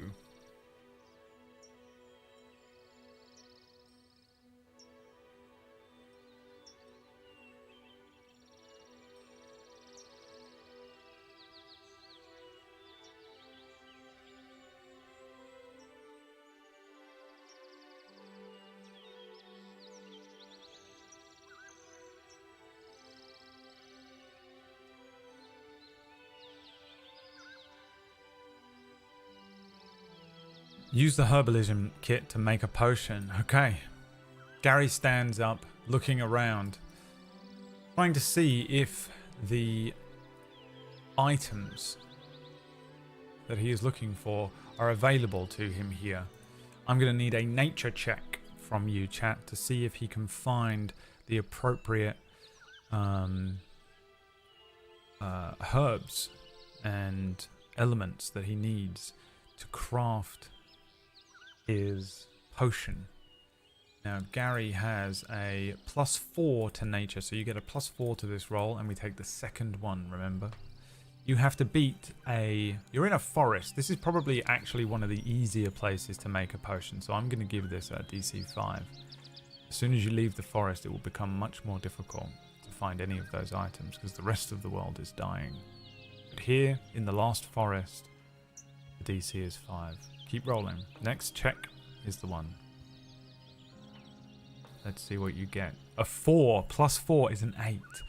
You're unable to find the items that you're looking for, the bits and pieces that you need, the herbs, the spices, the mushrooms, the elements that are required to make a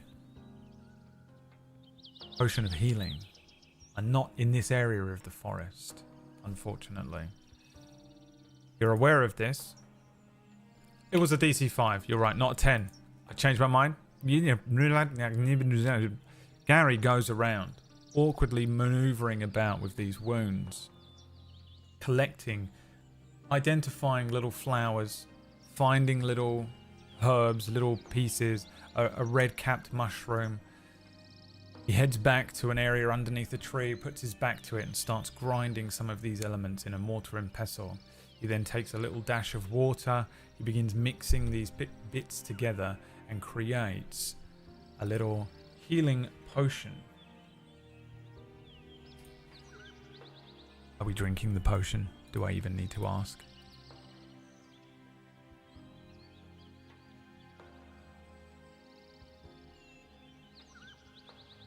I mean, we're drinking the potion, right?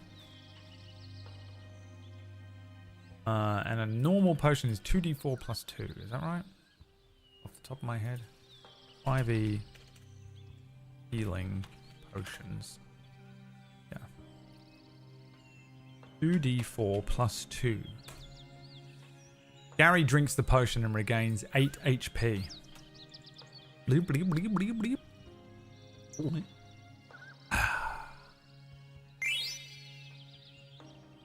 8 HP.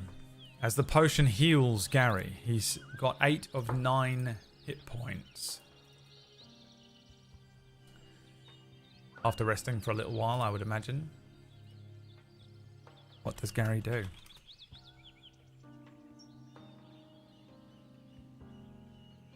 A reminder, Gary was discovered that he must go west to the Hutchton Matriarchy. He is Lisan Al Gaib and he must destroy the Magitech factories to save the world.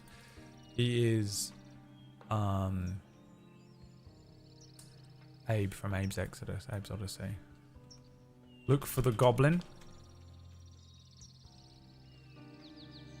Drink the Iron Brew. Give Barry a high five.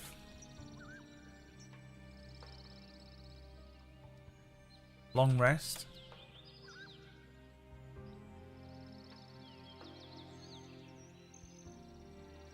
Any other options?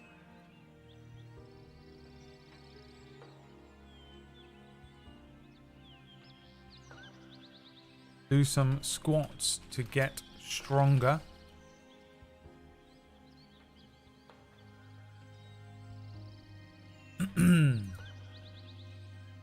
Attempt to gather more herbs.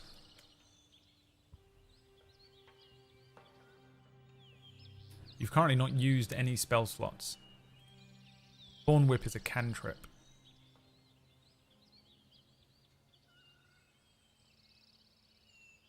Read the player's handbook.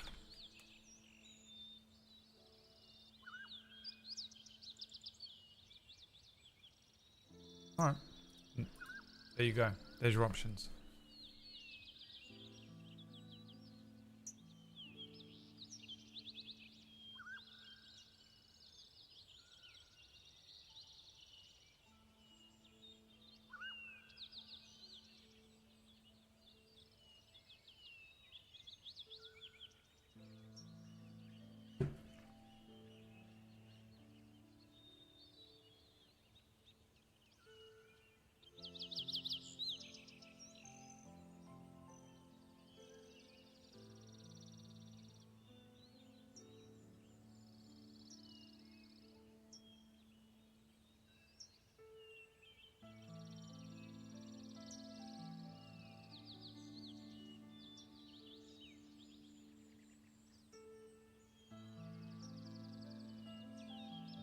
It's between attempt to gather more herbs and look for the goblin.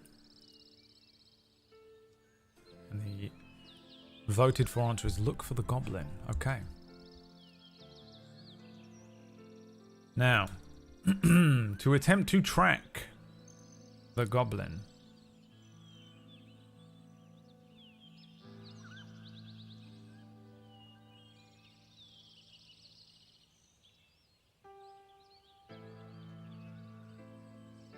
Gonna have to do a couple of skill checks, I think.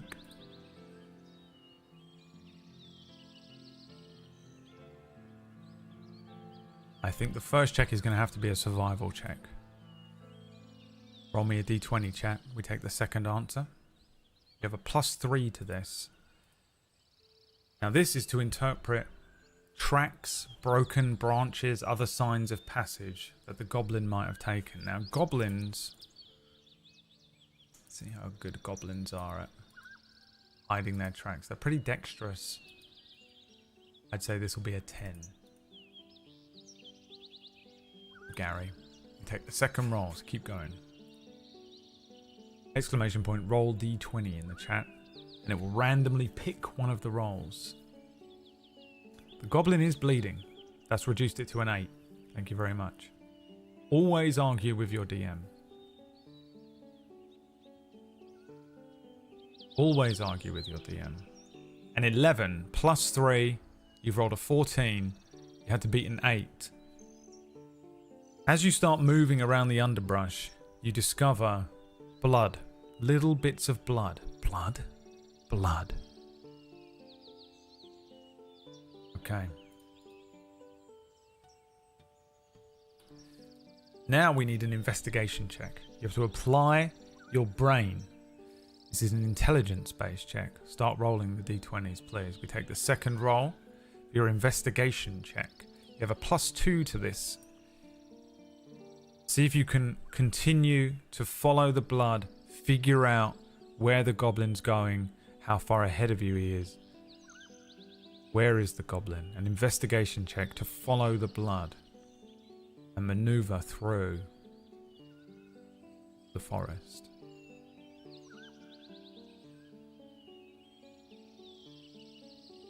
Barry cannot help because Barry is a familiar and not a player. But no. An 18 +2, a dirty 20. Very easily you start following these tracks. You recognize a bloodied handprint on a tree. You see that the goblin seems to be slowing down. His tracks, the blood pooling in areas as he slows and slows and slows.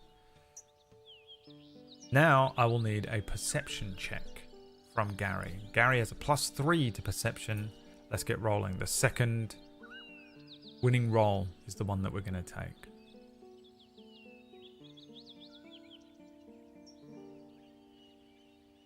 Perception check. This is to see or hear the goblin. Any sounds that indicate the goblin's presence. The second one. So that's the first one by Digital Dan. The next one is the one that we're going to take. You'll be pleased to know because that was a 4.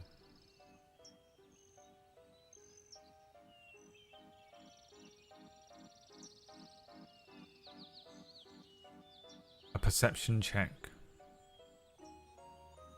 You can roll multiple times. I know that Twitch will be like, you sent that message or whatever, right? A 13 plus a 3, a 16.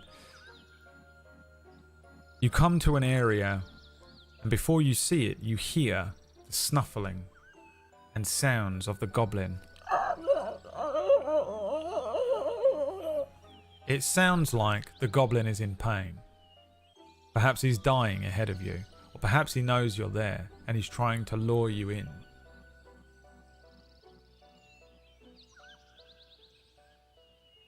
What does Gary do?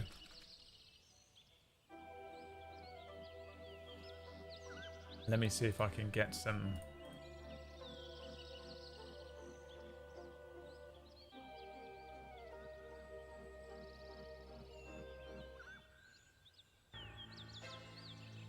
As you sneak up on him. Throw Huo the Goblin. Don't know what that means. Sneak up and attack the goblin. Sneak closer. Send Barry to investigate. How far away are we? You can just hear up ahead. I'm not giving you exact measurements of stuff because that's not how I want to play D&D. Just imagine it. It's up ahead of you and you can hear it. Thorn Whip. Observe Goblin and find items. Cast Thunder Wave indiscriminately. I can spell.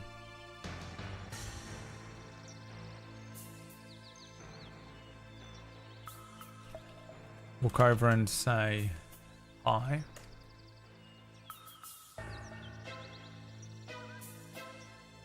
Check surroundings. Okay. You're going to sneak up and attack the goblin. Sneak closer. Send Barry to investigate. Horn Whip. Observe goblin and find items. Cast Thunderwave indiscriminately. Walk over and say hi.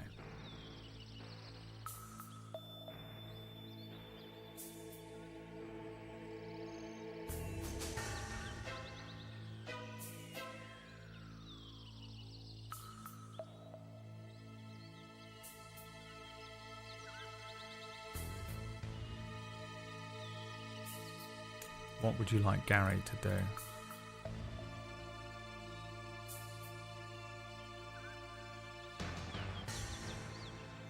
Neck and neck. Next vote will take it. Check surroundings. Okay. It's time for another investigation check. Start rolling d20s. Exclamation point roll d20 in the chat room. This is an investigation check. You have +2 to this. We take the second roll. Depending on how high you roll, depends on what you get. Or what happens.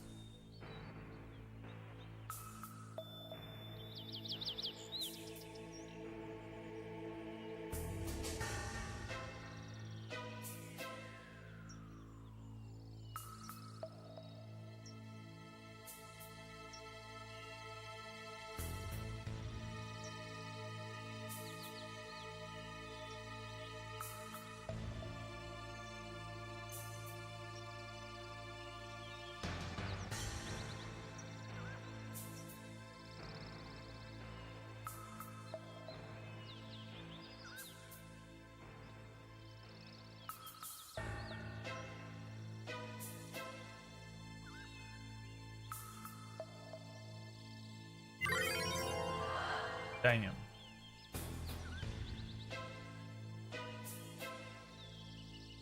Damn, boy. Damn. Alright, sorry, what was the roll? Fist. Slash me, Rob's Brad. Damn it. What was it? The 8? You guys are just still rolling. 8 plus 2, a 10. I think as you creep up to a different area of the map, let's move Gary around. Deeper into the forest.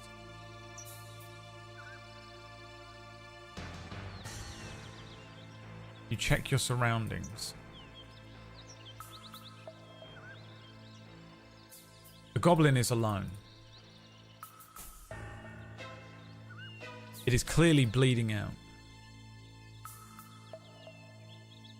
It's laying on its back.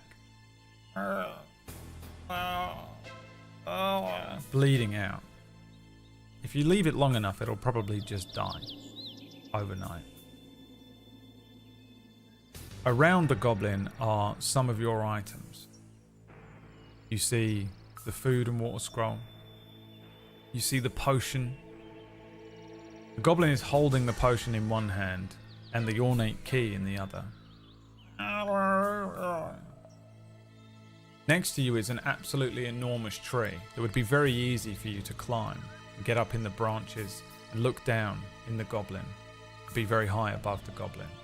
Behind the goblin is a hillock that you could climb up as well to observe the goblin from. Beyond that, there's not really anything here at all apart from some forest stuff, plants and bits and bobs. There's no other creatures, no other goblins.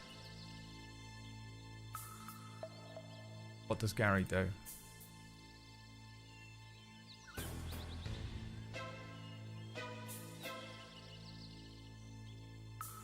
Randy Savage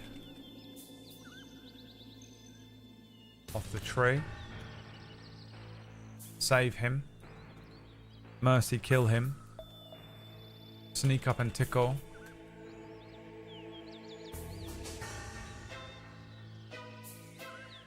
Give Gobby a sip of iron brew and ask to be friends. Cast minor illusion.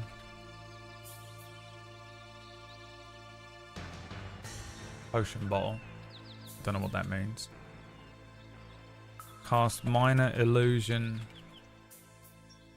behind Goblin and sneak closer.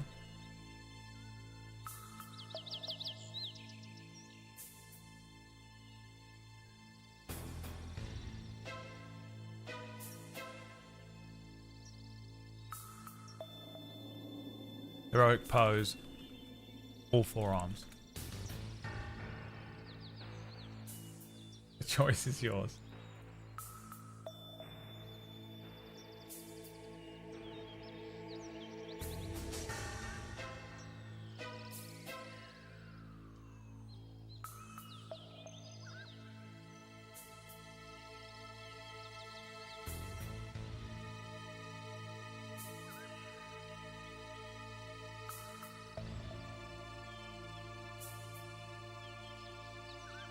While we wait, Anna the Newt has drawn Gary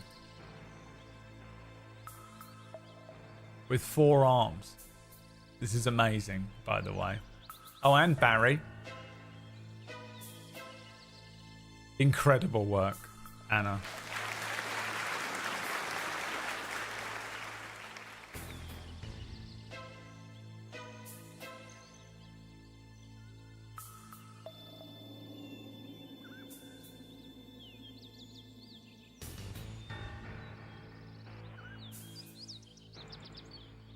/new, yeah. My brain doesn't work. I've got too many things to do. Don't judge me, please. Mercy kill. Okay. How does Gary mercy kill the Goblin?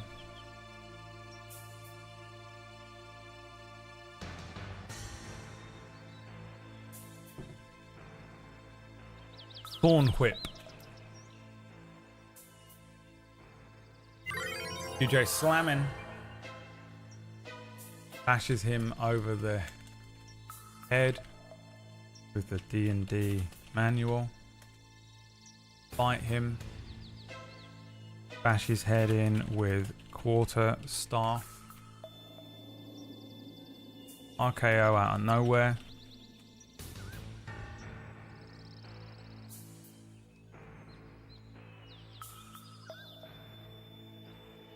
Get a small beast to do it. Drown him in iron brew. Throw a rock. Okay.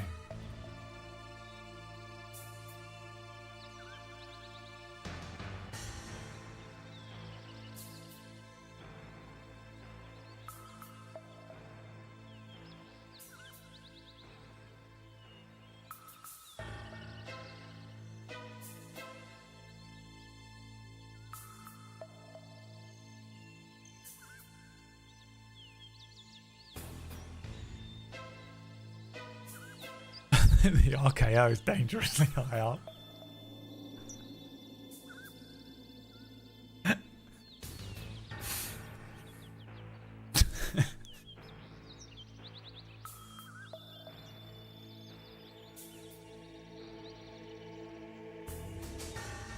Thorn whip. Here we go.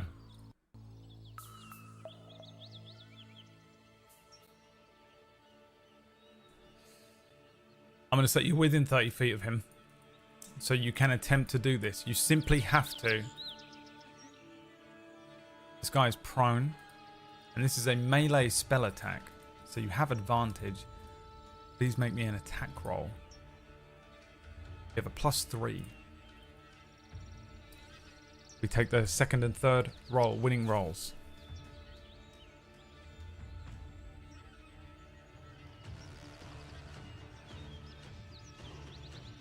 And his AC is 13.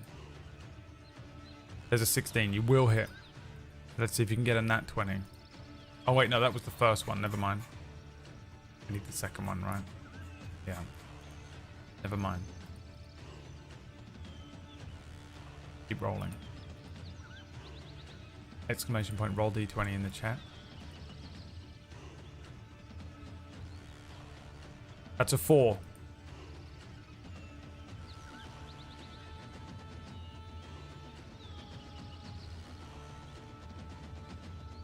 Next roll has to be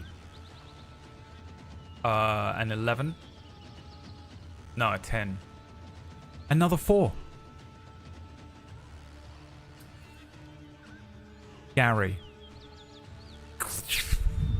produces a magical thorn whip. Whips it down into the ground. Whoosh! The ground next to the goblin explodes. The goblin suddenly looks over and sees you.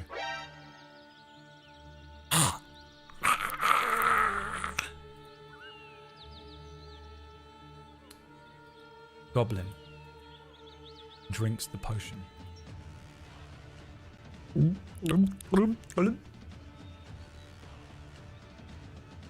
goblin transforms before your very eyes.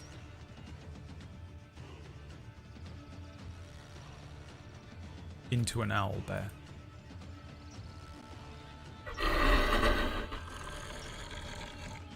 I think that's where we'll end today's session. The Legend of Gary will continue next Sunday.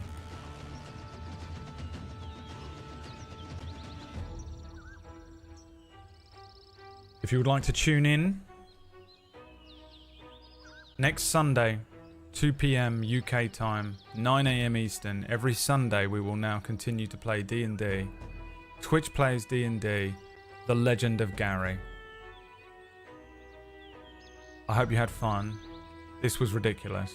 I actually can't believe how good this story turned out. The world turned out really well. Gary has earned no XP. Has he? Did he kill anything? No. So Gary gets 0 XP at the end of this session.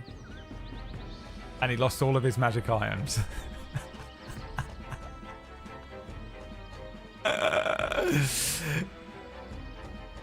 He attended the session.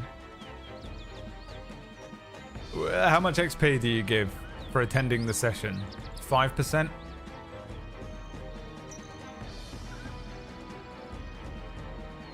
XP levels. So, what's 5% of 300? 15. We'll give him 15 XP. 15 of 300. Gary. The Legend of Gary will continue next week. Thank you so much for tuning in. Thank you everybody that provided subs and donations. The subs, of course, went towards the spinning of the wheel. I didn't get to thank everyone. I'm sorry. I was sort of like, this is a lot of work.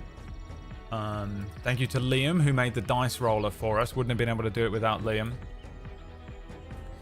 And thank you everyone for playing. I hope you have fun. We'll carry on next Sunday. Sundays offer D&D. I know, no, don't. I'm almost 40, okay? Leave me alone. I hope you enjoyed it. We'll talk about it tomorrow on stream. I think tomorrow I'm going to watch the Price is Right, if you want to watch that. I'm going to play some Wild RP on the second channel tonight, Brad Random, if you want to watch Red Dead Redemption roleplay in a couple of hours from now. And we'll carry on with The Legend of Gary next Sunday. And we'll talk about this tomorrow. I think maybe we'll come up with some other things that we can maybe add to the wheel and some other things that we can do to improve the game. Thanks again, everyone, for watching. I hope you had fun. I'll see you tomorrow or tonight or next Sunday for more. Peace.